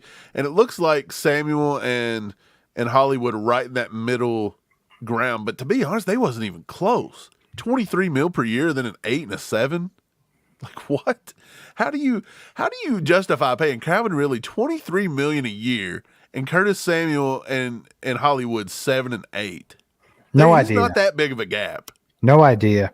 There is a gap, not like a huge ain't that gap. big. I think he's more proven than those guys. He's produced more than those guys. So he should get paid more. He's a lot older. Maybe not. Yeah, he is 30. Lewis says he'll be ordering a shirt payday. Let's freaking go, Lewis. What shirt you looking at? Lewis, are you going to get horned up? Chris Wright with another freaking 5 gifted. He said 20 is not enough. Here's 5 more. 5 more. Turn the gifting on, ladies and gents. Join the ACU crew. Be a part of it. Have some fun. Turn the gifting on. Chris, we appreciate you, brother. Thanks so much. Speaking of members, Steve-O, been a member for 7 months. Gifted and grateful. Yeah, man. Chris, you're awesome. Other guys out there, Ty, people like that, they're always gifting memberships. You guys are awesome. Yeah, appreciate all you guys. RP Anderson says, any ideas for QB2? Steve, you think they go back to Gabbard again, or do you think they do something different? Or do you think it's time to just give it to Chris Oladokin? Probably Gabbard again on a 1 year. I think we missed. Did we get 1 year? Just a 1 year. Yeah. Did we get this? The 2 bomb from Adam? No, we didn't. Says all insert drinking horned up. Appreciate you, Adam. Appreciate you. Yeah, thanks. Steve, would you be opposed? Wild idea. Would you be opposed to throw like a 5th rounder, our comp pick that we got this year, to Chicago for Justin Fields as a backup for 2 years for just very minimally cheap, and see if you could turn him around for better draft capital? Put him under Andy Reid and Patrick Mahomes, and I guarantee his draft capital goes up in 2 years. Hey, can you repeat the question, please? I was reading and I'm terrible at multitasking. Oh, I said, would you be opposed to taking that extra 5th round pick we just got, throw it to Ryan Poles in Chicago, and get Justin Fields and let him come here really cheap on that rookie deal? Did you say 5th round pick? Yeah. They're not getting no better than that. Yeah, but it's not. You may get him for a turkey sandwich at this point. Yes, I'm opposed. But why would you? Why? Let him be an athletic backup that you would trust for 1 or 2 games. I'm fine with it. I'm fine with it. I'm saying, like, if that happened, I wouldn't be mad at it, but I just don't think that. And I think you could flip it for draft capital. You could, but that's not going to happen. Do you think they would really trade him off for? There's got to be somebody out there desperate enough. Look, in the next few days, you are going to find out. No, the Vikings don't want him. The Vikings have already got Sam Darnold, and they're going to try to get it for J.J. McCarthy. I can already picture my draft. the Vikings. I want to say the Vikings, or it's going to be the Vikings because it's not going to be. Hey, Chris Wright says no. What? Stop it, Michael. Come on, guys. You guys aren't seeing the big picture. You're not seeing the big picture. If you put, I've always wondered this. Andy Reid is known to be able to develop quarterbacks. Yeah. Why do we not take a flyer late every year, develop a quarterback for 1 or 2 years, and every 2 years trade this guy off like we did Shane Bichelle? We could have probably got a better deal off Shane Bichelle than we did. We don't have that time. We're spending all of our time on. Do you really need rings, time to do it? You're we're just winning in rings. camp. Just let him sit in the same room as Mahomes and watch film with him. A lot of people had said that about Trey Lance last year, and people weren't opposed to that. And I guess if you're not opposed to Trey Lance, you should not be opposed to Justin Fields. No, not at all Wright. for a cheap. Chris Wright takes a shot at the Royals here. Not a farm team. That's the Royals. No, I think it's brilliant. I think you do that and you become brilliant. There was other teams that used to do that constantly. Hey, Stephen James with the 2 bombs says even old Lewis got a Hollywood. He's all horned up, baby. Hollywood. Lewis is horned up, everybody. Man, I am extremely happy they went ahead and did this. Like, I was ready to relax for the day, and it happened, and I'm like, of course. And then on top of that, though, I'm like, that's what I'm talking about.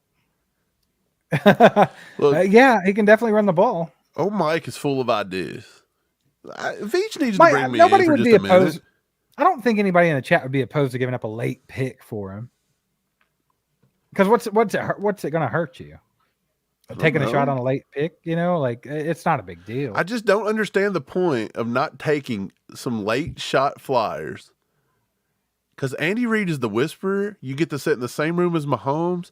Dude, by the way, maybe Andy Reid can flip Justin Fields' whole mentality, and before you know it, this cat could play. And if Patrick Mahomes was to go down for a week or two, God forbid, I would love to have a Justin Fields in rather than Blaine Gabbert. Yeah, 100%. I mean, you're not wrong, but I mean, it's definitely like I just don't think Brett Veach would give up a 5th-round draft capital. Right. It's outside of the box for sure. Yeah, I think because he's put himself in 1-year contract hell, and he has to hit on we're not very, we just can't go willy-nilly with some of our picks. I get it. Jared, our boy in the house, he says, I'm late to the party. Are we speaking the now or are we hoping? Appreciate the 5 bomb, by the way. And if you're talking about Hollywood, Hollywood really now, got signed. baby. He's here. Speaking the now. Yeah. I think a lot of people just don't, they're not for sure this happened. It took a little while, though, didn't it? It did. Appreciate the 5, Jared. Hey, why the hell did Brett Veach announce this thing at like 10:30 at night? Mike already talked about it. Already discussed it. They did it just to spite me because I'm tired today. Well, there you Valerie go. with the freaking 10 bomb. Valerie, you're awesome, by the way. Valerie is a big time supporter of the channel, even behind the scenes. Like when we were back during the demonetization, Valerie was very solid and still helping the channel. So we don't forget things like that. Appreciate you, Valerie. Back in the dark days. Back in the dark days, baby. They tried to take us out. Got another 5 bomb from Chris Wright. Says Showtime Hollywood pop. We looking like old Batman punches. Boom zap. Just looking for a laugh. Man, for real though, it is kind of fitting Hollywood and KC right now because like with the whole Travis Kelce and Taylor Swift thing, like they are the Hollywood type team, and now we have Hollywood on the team. Right. I think Hollywood. Look, I think he's going to be good. I'm going to call minimum.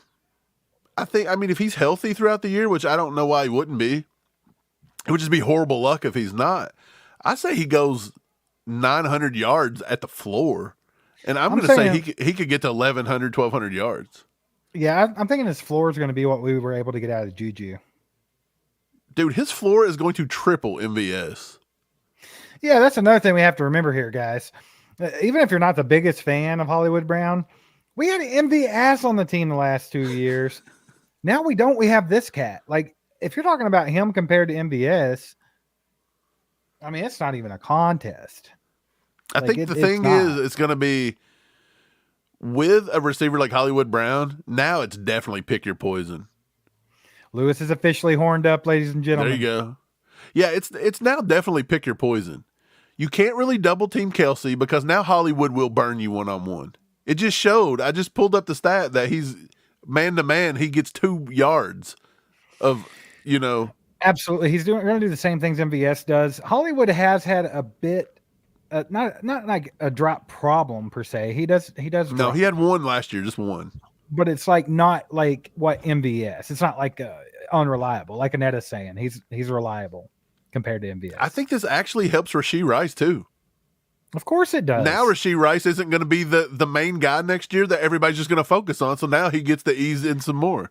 Dude, before we even add to the wide receiver room right now or add to the offense, you're looking at a defense has to figure out how to stop Hollywood Brown, Rashee Rice, and Travis Kelce.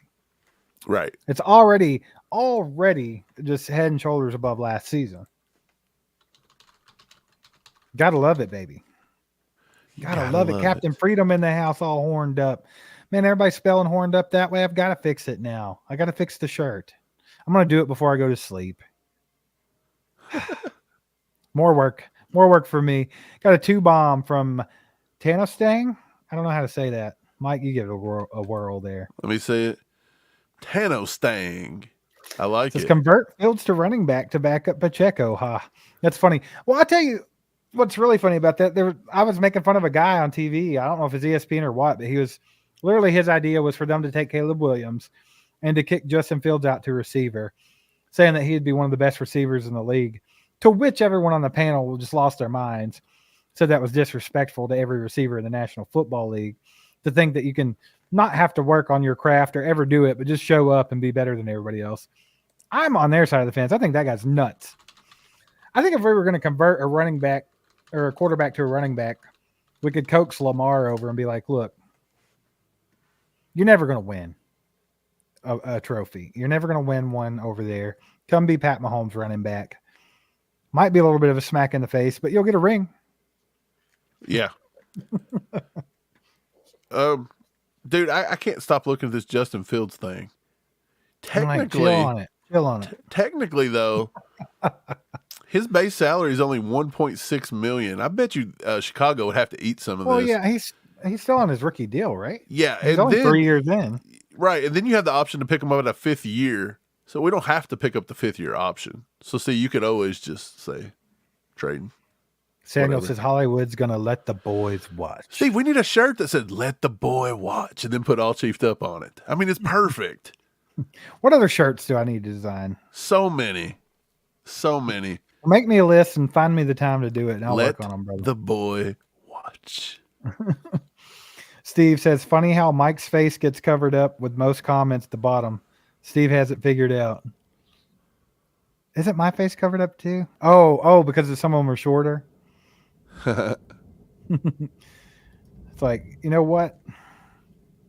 I don't want myself to be covered up. No, I actually did it that way because of the way we're on here all the time. I figured it'd be weird if we were opposite.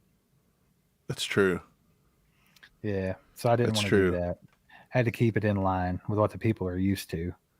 Hey, Riles says change is tough to accept. Right. Sometimes. Riles says defensive line is kind of concerning. It just doesn't matter how good your team is in 1 year. If you don't go get the better the next year, you're going to suck. Riles, I had that same mentality of like, this is a league that's win now, and it's a league of, I think you can get very complacent. I think Seth Kaiser, if you guys watch him, real chief of the North, he had this conversation with Charles Goldman on Twitter today, because Charles Goldman come out with a thing, after Derek Nottie got signed, because people were complaining. They were like, hey, we had the worst run defense ever last year. Like, why did we go back and get all these guys? And, of course, Charles Goldman pulled out the ultimate Chief Homer line that everybody tries to use if they think you're criticizing Veach or they think anything. Steve, what do they say? Well, we won a Super Bowl. That's not good enough for you. But man, look, that's played out, bro. Yeah, it's played out because all that's meant to do is to stop football conversation. I guess it's just, you know what I mean? It's just to stop all football conversation, and nobody's allowed to critique, and that's what makes fun. That's what we're here for. We're a podcast. If we don't talk about stuff, then what are we here for? Why do we exist? Right. So I thought it was a good idea because Seth Kaiser kind of called him out, and he was like, yeah, that's kind of a flawed mentality because, by the way, everybody around us is getting better. And the Chiefs team wasn't like head and shoulders above everybody last year. We had more losses in the regular season we ever had. We didn't get the number 1 seed, and we had to beat a gauntlet to get to the Super Bowl. You know what I'm trying to say? Like, that was a rough road that you definitely don't want to go again with this year. And now look at all the teams you had to play. You're now facing Derrick Henry on the Ravens. That was my point. If you're not getting better in the NFL, you're getting worse. Yeah, if you're not getting better, you're getting worse. So the whole, we'll just hang on to what we got, man. We won it last year. That works to a certain degree, but you still got to try to improve your bad faults. Like, you've got to improve the wide receiver room. So glad to see Brett Veach do this. I was so scared he was just going to say, you know what, we'll just draft him and go on and re-sign Mcole Hardman. Yeah, I would. But, dude, big move. This means Brett Veach gets it. He's on our side, Steve. That was my whole point earlier, man. He's on our side. He knows. He's on the same page here. Greg Slayton says, I'm curious, how did Hollywood get his nickname? Just a couple of just a couple of things about Hollywood Brown you guys might not know. I figured now would be a good time to tell you. Marquise Brown is a cousin of former NFL star wide receiver Antonio Brown. So hopefully the schizophrenia doesn't run in the family. Well, he don't have CTE just yet, hopefully. I know. Also, Marquise Brown played Pop Warner football in Florida with future NFL star Lamar Jackson. So they played Pop Warner football together. That's which crazy. Is crazy that they ended up drafted to him. Isn't that wild? Just think, when they were kids, they played together football, and they played together in the NFL too. That's pretty wild. And they're not like brothers or anything. Like, it's just, that's pretty crazy. Yeah. But anyway, to answer your question, Brown received the nickname Hollywood after announcer Gus Johnson coined the name while calling an Oklahoma game in 2017. So there's no real significance to it. The announcer of just that Oklahoma he's flashy. Game, he's Hollywood flashy. Brown, he's baby. Money, baby. He's Hollywood. He's like Hollywood Hogan. That's why I said it kind of goes along with the shirt, right? Right. You're all chiefed up. Isn't that Hogan font? Something? Yeah, it is. So now y'all got me like you should thinking got the Hulkamania font. That is the Hulkamania font. I thought his was like really tall and like slender. You know what I mean? Like when it said Hulkamania on his shirt, it was like really slenderish. I think you were just used to him ripping his shirt. And also you're thinking Rowdy Piper had one similar. Dude, Rowdy Piper's was awesome. Yeah. I want to find a Hulkamania t-shirt. Here we go. Here's Hulkamania t-shirt. Can I share it? This isn't the font you used. That's exactly the font I used. Is it? 110%. I guess it just didn't look like it because, the letters are different. So the only thing we can actually see is the A and the L and the H, I guess. Well, the I, that's always going to look right. Okay, well, maybe it is. Maybe it's because Hulkamania is one long word and all horned up you had, pieced up. Okay. Yeah, well, take it off there just for reference. Boom. And I'm going to show you. It's exactly the same. Exactly the same. Okay. Let's look at these L's. Oh, yeah. The L looks right. Okay, I got you. Let's see what the A looks like. That's it.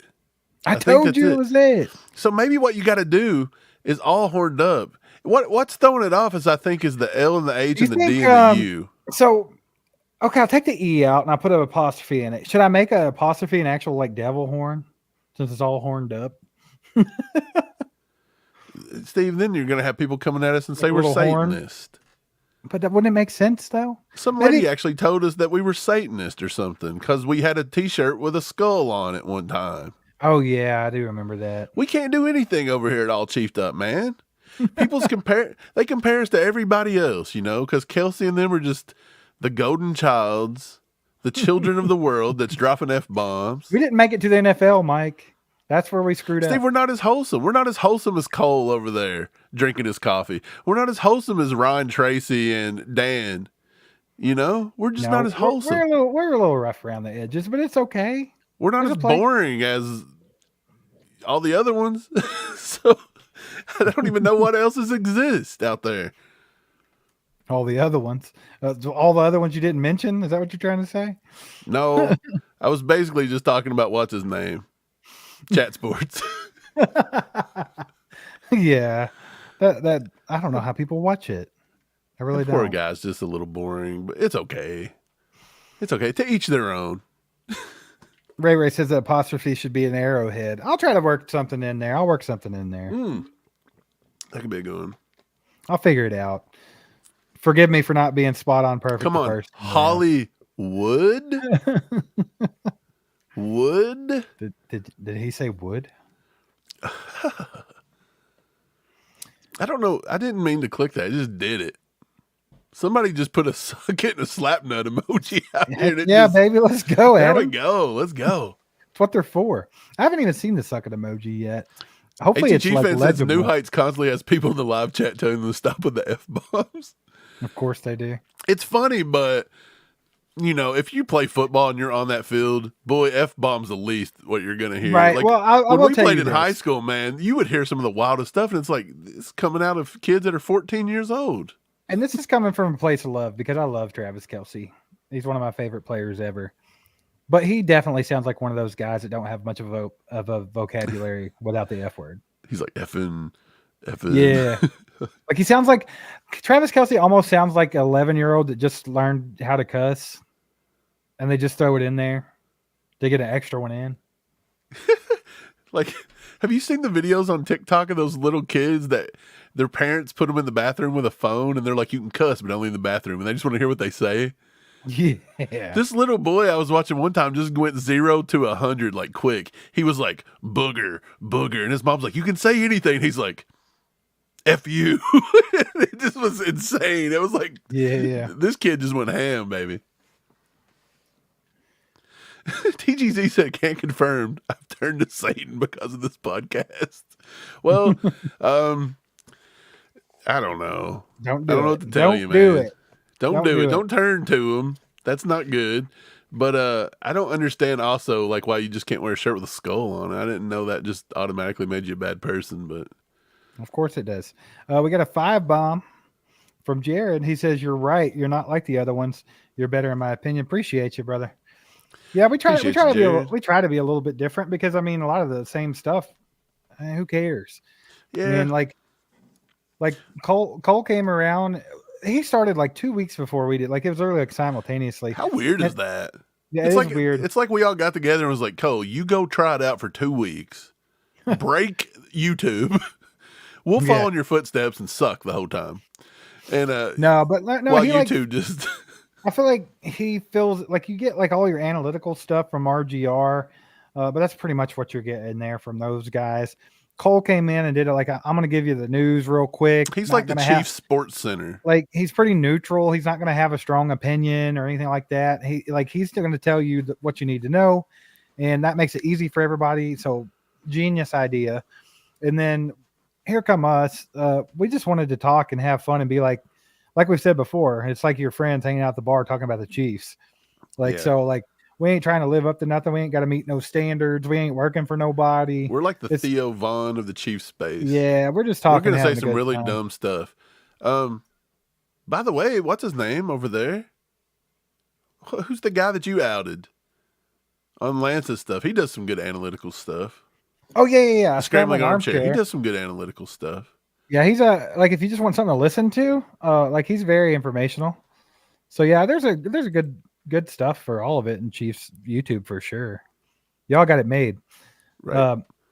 Yeah, go ahead, man. Adam with the 2 bomb. He said the mood is so much lighter after signing a wide receiver. You know what? I'm gonna make it down. I'm gonna downer it. Shut up, Mike. Stop. It is a weight off the shoulders. A little bit because it's a problem that we've had for a year. Or yeah, longer. I think signing Hollywood actually says, hey, I messed up last year. I've got to do this. At least he admitted it. It's like admitting your mistake and going on and correcting it, right? Instead of just being hard-headed. Yeah. It's just the way it is. And I still think he has to look to the draft. This is too deep of a wide receiver class. And again, left tackle, big. Now look, there might be some left tackles at 32, but I think if you want a monster left tackle, you're going to have to get in the top 20. And I just don't know if we're going to have enough draft capital. Yeah, it's going to be tough to do. Black Kraken with the 5 bomb. Black Kraken. He said, what's up, guys? Be safe. I saw a mock draft with the Chiefs picking Troy Franklin, wide receiver from Oregon at 32. What do you think about him with Rice and Hollywood? Not a fan of Troy Franklin. Look, I'll tell you why. I'm going to be sad if that happens. Yeah, me too. Do I think he will be better than who I'm about to mention? Probably. But is he kind of the same player? Yes. MVS. I don't want him, to be quite honest about it. Maybe I'm giving Troy Franklin an unfair shake, but just from what I've seen, I don't really care for him. He is fast. He's tall. He's a little skinny. He don't have the greatest hands. We watched his gauntlet at the combine. Right. He slows down to catch the ball. Hey. He's not sure with his hands. He weaved in and out. He wasn't running a straight line. Oregon's pro day was Monday, though. I think Monday or Tuesday. We need to watch it and see. He caught the ball better. I'll give him credit. He caught the ball a little better. Still not sold on Troy Franklin. I think Troy Franklin is a mid second round, late second round pick, in my opinion. And I think mid second round is like my ceiling for him. Right. Man, appreciate the 5 Black Kraken. Appreciate it. I think if you go Troy Franklin, you go ahead and go Devontae Walker around the same, and I feel like you have a higher ceiling. I would rather have Xavier Legette. I would just trade up in the second. Super high on Xavier Legette right now. If you're gonna go that version of wide receiver, I take Legette. He's a bigger body. He runs just as fast or faster. I don't know if I put Legette in that category because he's such a big dude. Like I feel like he has a potential to maybe be an X receiver in this league. He is an X, but I mean that's what Franklin's gonna do because he's so tall. I love the guy. Like I'm starting to fall in love with Xavier Legette. Appreciate you, Black Kraken. Chris Wright says Jordan Morgan at 32. Jordan Morgan, left tackle, Arizona. Don't get me started. He can play. He's solid, but he is coming off of an ACL, I want to say, just a year ago. His junior year. He did come back and he played a full season this year, so he will be 2 years removed. I think he's solid. I think he can step in day one. I don't think his if I'm not mistaken, I think it's his arms. I don't think they're super long. So, like, that's a problem. But he did hold up pretty well. I seen him get completely trounced by Braylon Trice a few times, who, by the way, pretty good. But I think Braylon Trice is going to be a late day 2 to day, we'll say, I said late day 2, but we'll say late second round to early 5th, somewhere in that range, depending on what you love about him. I think Jordan Morgan is solid. Again, he's very borderline, and if he's a round 1 pick for me. I do think people would put him at a round 1 pick, but for me, I'm not completely sold with him. Are there any guys that you like in the second round or third round as far as tackle goes? Let me bring up my list. My boy. I know you're a Rosengarten fan. Roger Rosengarten, but he's going to be a right tackle in the league. Right. So for me, if you go, I mean, it's some names that you've already heard. I really like the kid from Houston. I like the offensive tackle from Houston, Patrick Paul. 6'7", 341. I think he's going to be a beast. I think he's there mid-second to late second. He may be there when we pick.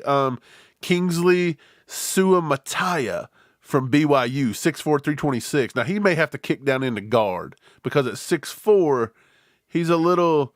we got to check his arms. I'm not for sure what he did and if he tested at the combine. I think he did. I just don't have it down. I'll say this. Christian Jones out of Texas, he's kind of getting overlooked. But I think he could probably – but, again, I still think he's going to be a right guard. If you just had to look at left guard or left tackle – I said right guard, a right tackle. If you just had to look at left tackle, man, my 2 favorite is Taliese Fuanga from Oregon State, and I really don't know if he gets past 15. Now, what helps is that the Jets at number 10 actually made that trade for Moses. The right tackle. But they still need more tackles. They traded the Ravens for Moses. What's his last name? Or his first name? Moses. Forget his last name. I don't know. Anyways, Moses the tackle. Not the one, that showed up in the river. Sea? Yeah, the one that parted the Red Sea.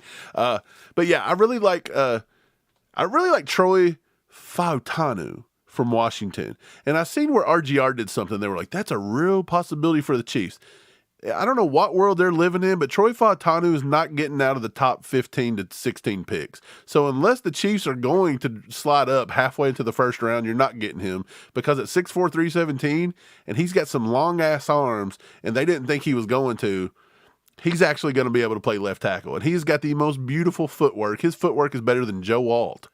His footwork is better than Fuanga. His footwork is better than Oli Fashanu from Penn State, who, by the way, he's going to slip a little bit because he's got tiny little baby hands, okay? He's got tiny little hands, so I think he's going to fall a little bit. But, Steve, to answer your question, there's not a lot of good round 2 tackles out there, in my opinion. So I think you've got to move up in round 1 a little bit if you want him. Samuel Lofton, fan of Malachi Corley. I think he's good. You also said Keon Coleman. He's my favorite receiver in the draft, but I just don't know if he fits for the Chiefs. Okay. Says Lad McConkey at 32. Would love it. Would not be mad at that at all. I think Lad, I said earlier, Mike, and we've said it before, he's the most pro-ready guy. I think. Just best route runner all around. Chief Kelsey says Troy Franklin with Hollywood. No, but Hollywood with Williams, maybe. Talking about Mike Williams, I suppose. Yeah, I would lean more towards that for sure. It's such a risk, though, with all those injuries. But, if Mike Williams could be healthy and be on the field, man, it'd be nasty. Main Street says you think Hollywood will wear number 2. What was he wearing at Arizona? I don't even remember. Let me find him. Look at his thumbnail. I don't remember. Yeah, he wore 2. Mike with the loudest keyboard of all time, by the way. Sorry, I'm a click-clacker. Who wears number 2 for the Chiefs? Is it Josh? Josh Williams wore it. Did he wear it this year? I don't remember. He changed his number. Click-clack it a little bit, and we'll find it. Click-clack it and find it. Yeah, he's wearing number 2. He wore 2 on July 30th of 2023. So that would have been this season. So, yeah, he wore number 2. Yes, I don't know. We'll see. Rick Miller with the 5 bomb says you guys have been bringing it with the awesome Chiefs content. Number 1 source of info on YouTube. Appreciate you so much, Rick. Thanks for the 5. Thanks for the kind words. We try to put in the work, man. It's tough with us both working. Got kids, got things to do. So we're putting in long days to do it. So we definitely appreciate the support, my man. You know what the good thing about Hollywood Brown is? What? I'm going to preach to you for a second. Man, you've been preaching. Keep going. Versus his win rate versus man is not the greatest, but it is in a way. So when you hear it, you're like, that's not that great. But it's about 32%. So about 1 out of every 3 routes, he just straight beats his guy, by the way. And when he beats him, it's by 2 yards or better. So, again, I think it's the way he's schemed. That means he has to be schemed properly. You know what I'm trying to say? Like, if you scheme Marquise Brown, he's going to get open. He's going to get his. But what's even better is he wins almost 42% of his routes versus zone. So he is another guy that if you want to sit down and play zone, the way Rashee Rice figured out how to beat the zone last year was why Rashee Rice turned it around, right? Because a lot of teams just play zone. So the fact that you're going to have another zone beater, and we know who the greatest zone beater of all time is, Travis Kelce. He does it every time. So teams will not be able to run zone against us next year, which means it's going to put us in a lot of man-to-man coverage. Boy, Pacheco could be eaten next year nastily. Is that even a word? Nastily? No, I have to bring this up. This is a funny comment. Robert, he says, you guys are definitely part of the village of YouTube Chiefs content. Appreciate that. He says, side note, my brother on the left, talking about Mike, he says, do you have other hats than the rear cage versions? Assuming he's talking about the mesh. He says, change it up a little like your partner. Firstly, Mike does wear different hats, but we're wearing the exact same hat. Yeah, I think we're wearing the exact same hat. Yeah. Steve's just wearing it forward. That's why I thought it was hilarious. No, I wear a lot of hats, but this is my go-to everyday hat just because, I don't know, it's black and I wear a lot of black. I don't think he has a black. I just bought this one. The Royals gold, baby. I don't think Mike has like a million hats like me. I have a hat fetish. I've got literally 6. Some of them are red. I don't wear a lot of red because of Chiefs, obviously, but I mean, I don't really wear a lot of red, but I'll switch it up a little bit, but it's very rare. Yep. I mean, I can if y'all want me to. I didn't know that was a big thing. Mean Street says Andy's going to dial up some big plays for the shifty speedster. Dude, Andy's going to have a lot of fun with this cat, especially in the lineup with Rashee Rice and Travis Kelce. So many different things that he's going to be able to do with Hollywood Brown. Right. It's going to be nice. It's going to be nice, Mike. I'm excited. Yeah, I mean, we're horned up. I think it's going to be. We finally get to see what this offense looks like with Patrick Mahomes having a legit wide receiver. I don't want to say a wide receiver one option. I don't know if Hollywood's necessarily here's fit the thing. mode of a wide receiver one, but the Chiefs just don't have that. We're still not going to see Patrick Mahomes with an elite wide receiver like a D-Hop. That's what we've always wanted to see. But like I said, Mike, at the beginning of this offseason, I said, look, the floor for me is Hollywood Brown, Calvin Ridley, Curtis Samuel. Like, they better not sign anyone below them because I'm tired of the experiments. So I think if they're going to go out and get a proven guy that can actually play, this was the floor for me.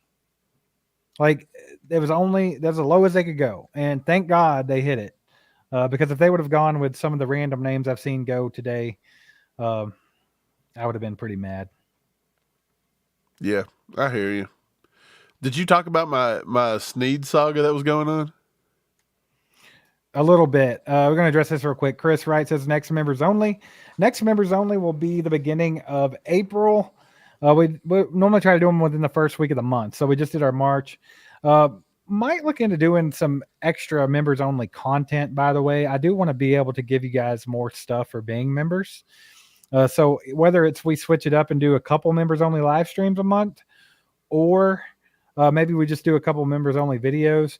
There for a while, we were doing pregame, like on the day of the game and making it members only. That was back before the demonetization. So now we would be able to do things like that again. So we're definitely, me and Mike's got to get together and meet up, and we got to talk about some goals for the channel, like what we are looking forward to, what we're trying to get to. We're going to talk about some different things to give you guys good content, how we're going to go about it. Patreon, we definitely want to keep pushing on Patreon, doing a lot of content over there. So yeah, members on YouTube are definitely going to be a priority. So we're going to figure out some things to do. Yeah, I agree. I think, man, I'm just excited. This season's going to be good. It's going to be good already. It's starting busy, very well, dude, here in the off season. Yeah, it's busy already. But no I will rest say for the wicked, brother. Now we can kind of get back and looking at draft a little bit. Do you feel like the Chiefs are kind of just done now with free agency? No. I mean, they've still got to sign, but I mean, it's not going to be any big splashy names at this point. Some people think that there's still some smoke that they might go after Mike Williams still. Do you think that's a possibility? Look, I don't know how in the world they got Hollywood Brown to sign here for $6 or $7 million with incentives. I have no idea how they pulled that off. So, I mean, I don't know if you could. He wanted to play here. Yeah, I don't know if lightning strikes twice and you can get Mike Williams for the same. I guess the next big move I could see is either a trade or a re-sign with Snead. I would think the trade's probably going, and a lot of people are saying the longer it takes, it looks like the trade's out, but technically I think the longer it takes, I feel like the trade becomes more of a factor in a way, right? Right. Because people just kind of waiting towards the draft to see what they feel comfortable giving up. Yeah. They want to look at the draft process and be like, hey, there might not be no corners where we're setting. Maybe we need to do this, you know? Yeah. But guys, it looks like Hollywood's going to be number 5. That's what it's looking like. Number 5, huh? Number 5. Numero 5. Cinco de Hollywood. Let's go. Jacob says, hot take, draft Blake Corum. I wouldn't be mad at it, but it would have to be in like the 4th round before I wouldn't be mad at it. Yeah, he's in my I want to say number 4 or 5 running back. So I do like him. He's a good player. He's a little guy. Yeah. He does things the Chiefs would like.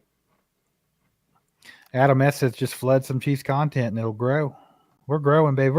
We're putting out as much content as we can right now. We'd love to go full time and be able to do more, but right now we're pretty strapped. So we're definitely doing as much as we can. But appreciate all the support you guys give us and stuff. So we definitely want to try to put out as much as we can. Mike, okay, is asking about OBJ. I said earlier it would have to be super cheap. It would have to be super cheap because it's just another one of them guys. You never know what you're getting. No, I don't know about that one. Chris Wright says we're going to end up keeping 38. What do you think, Mike? I'm still up in the air. I still don't think we have enough money. I think if that's the thing. Like I do think it does seem more likely now. Maybe than it if did. look, if you were to see in the next 2, 3, 4 days, and they're like, we've restructured Justin Reid. You know what I mean? You start seeing a few more restructures coming. I would think, hey, they're probably doing that because I don't really think there's anybody out there that they're going to try to shoot at, in the free agency market at this point. So maybe Tyron Smith, I don't even see that, to be honest. So I don't know. Yeah, I don't know. We'll have to see. There's no telling what Brett Veach is cooking up. Chief Kelsey says the longer it takes, the more value Snead has. So there's that. Agua, he says, I don't know why we didn't try to trade a pick for Cooper Kupp. You never know. They could have kicked the tires on Cooper Kupp. But, I mean, two's got to play ball in a trade. So, I mean, if the Rams ain't willing to give them up just yet, then, they're not going to do it. Ray says Mike looks tired. Mike does look tired. I look tired. I should look tired. Yeah. I'm going on 22 hours We're going, almost. baby. Yeah. Yeah. I slept a total of like 3 hours last night, too. So, yeah. Sam Lofton wants to hear a song, Mike. Wake yourself up with a nice, beautiful serenade the ACU crew about Hollywood Brown. I already sung a song about it. Well, we want to hear Part it again. 2. We're trying to wake you up, brother. We're trying to help out. What? That's just how we're going to do it, right? Yep. Okay, I'll give you one. If I can get it going. Gotta make sure you have the beautiful singing voice ready to go. I think it's all broke, man. I'm all horned up for Hollywood Brown, baby. That's all I got. That's all I got. Just a snippet. Just a snippet. The single will be out soon. Should we record a song and release it? About what? Being horned up? Anything. Chiefs related, but not one of those corny, like, country songs. Like, there's this one dude, and I'm sorry if you guys are friends with him. I can't remember his name right now, but he literally just does parody songs of Chiefs stuff. It's so bad and cringy. Parodies? Yeah, he'll play like a country song from like the 90s, but he'll replace it with Chiefs lyrics. Oh. It's so cringy. We should do I can't do it. Every time I see it, I'm just like, ugh. We should do Beat It. Beat It? We'll do something. One of these days, baby. One of these days. Yeah. A concept album, Sam Lofton says. Let's go. All right. Well, we're coming up on 2 hours now, so we'll probably be getting off here pretty soon. But if you guys got some last minute questions or whatever, make sure to get those in. Appreciate all you guys. Hit the like button if you haven't yet. Hit the subscribe button if you're not subscribed. And also become an ACU crew member at $4.99 a month. Help this channel out. Appreciate you. Got a 5 bomb from Chris Wright. He says, who has $19 million left for cornerback Snead? Just asking for a friend. That's the thing, man. Him on a tag right now, it's not happening, dude. There's no way we're going to pay this cat $19.5 million. So they're either going to restructure, or they're going to. If somebody trades for them, they're going to instantly sign. So they won't take the full $19.8 million on the cap. Well, I think the sentiment is the Chiefs just don't have it. So I mean, they're either going to restructure or they're going to trade them. So who's got it? I'm under the assumption that the Chiefs are going to try to get that draft capital. Let Veach work the draft. I think the Colts have enough to do it. The Colts have apparently the Titans do. They're out there paying everybody. The Colts have $32.5 million top 51 cap space. They're out there paying double market value for people, so the Titans apparently have it. So yeah, I think the Colts could maybe do it. Those are the two players I think that you should be watching on a Snead trade, though, is the Colts and the Titans. They do have it. What's their draft picks? They've got them 1, 2, 3, 4, 5. Is that real? Boats and hoes. They just got one in every round. Appreciate the 5, Chris. Thanks for all your support tonight, brother. As always. Appreciate it, man. Boats and Host says, glad I caught the end, LOL. Hey, Mike, I said, what's up, Boats and Host? Better late than never, baby. That's what we say here. Man, what a day. I wasn't expecting it, but I was. I literally told Tejo, Mike, I was like, I'm going to get home. I'm going to get comfortable. And they're going to sign Hollywood Brown. I called it just like that.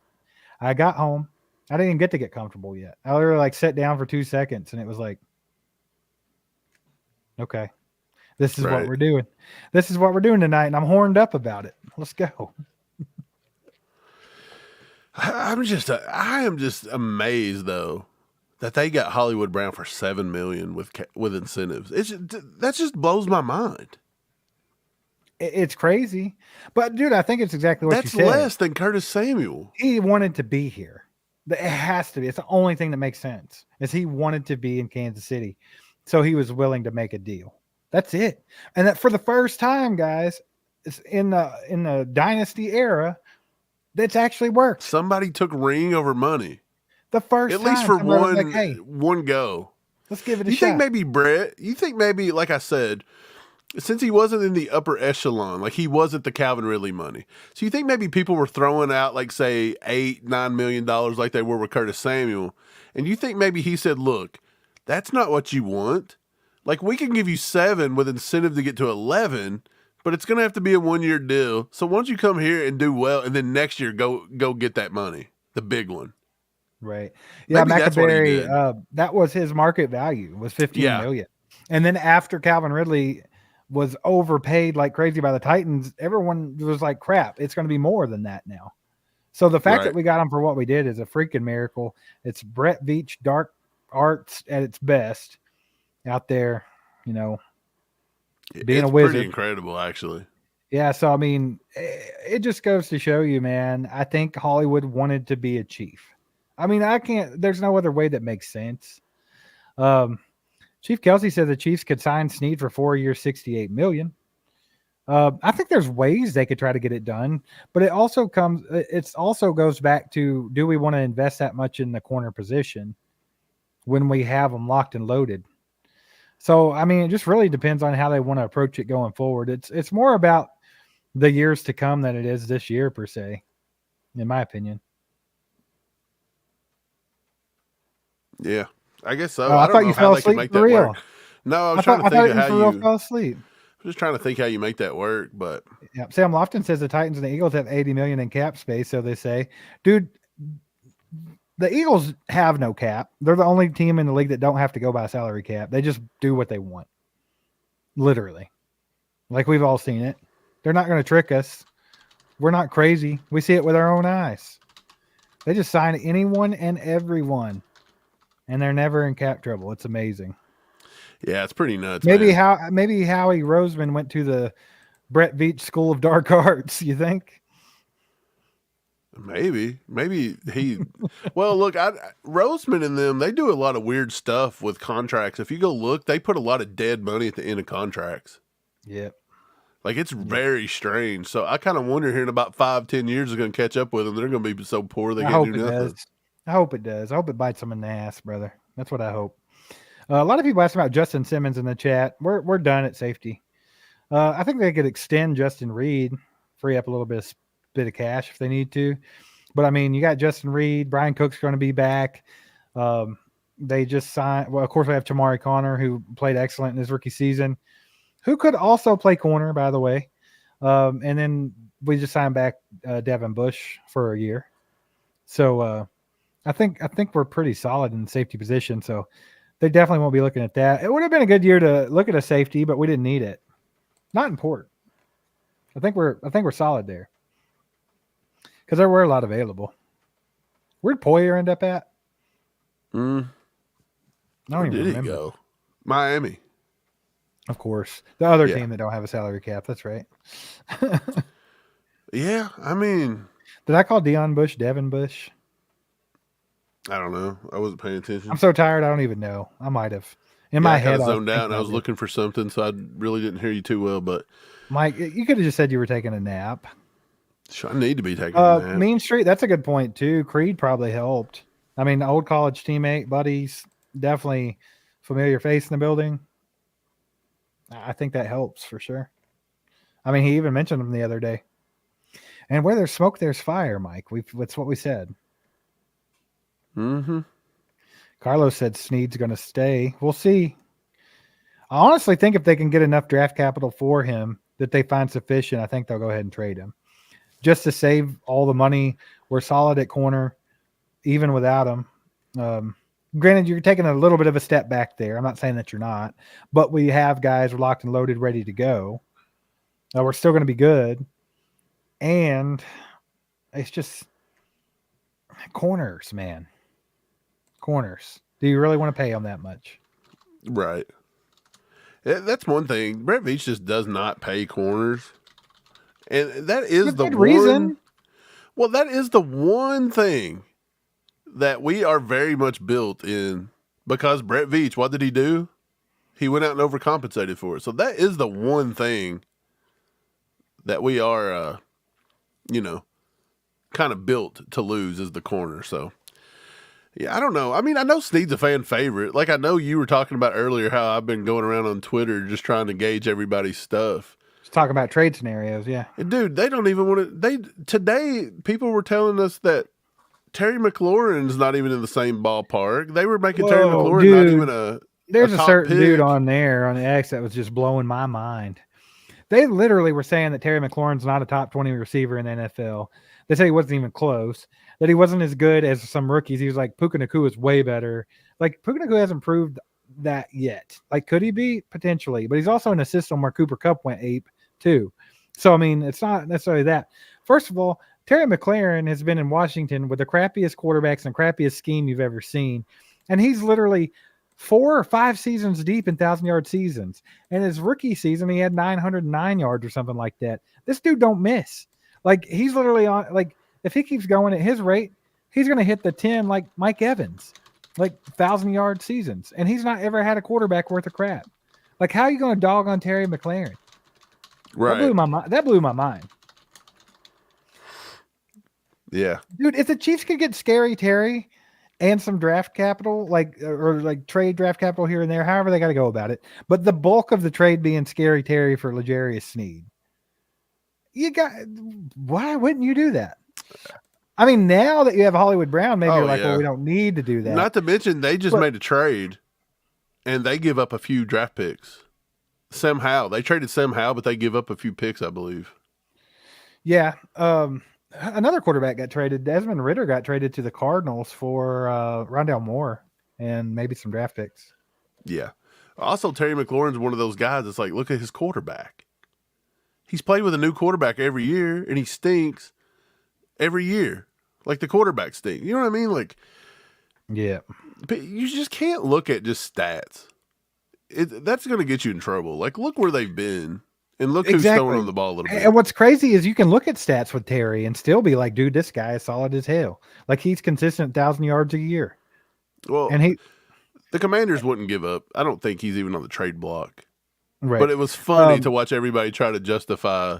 Yeah. It was ridiculous. I almost chimed in. I was like, no, I'm gonna let Mike fight his own battle here. I ain't gonna mess with this idiot. Mike, like I don't have the energy for some of those morons. I can't do it. No, I don't either. I just kind of just post something and let them just rage. And I just kind of just click off of it. Okay. Asked about Ladd at 32. I said that earlier. That'd be awesome. Chris Wright says Ladd's probably gone at 32. What do you think, Mike? You think Ladd makes it to 32? You think he ends up going early or like late first round, but not all the way to 32? I still think Ladd's borderline round 1. In my opinion, I give him a round 1 grade. So I do think 32. Ladd could come off the board anywhere between 25 and 32, but he could also slip into the second round and go anywhere between 33 and 40. You know what I'm saying? So between 25 and 40, I think he's worth a first round pick. Sam Lofton says if he's there at 32 to make a run to the podium, you know. Yeah, I mean, I think he would be, in my opinion. I think he's ready to go. I think he runs good routes and everything. Okay. Also asked if they're both available at 32. Would you take Worthy or Ladd? I'd take Ladd, especially now that you have Marquise Brown on the team. Definitely Ladd. Yeah. I mean, yeah. If you're getting Worthy, you're like, you got a bit of a project on your hands, but you know he's a good receiver, but you don't know how that's going to translate.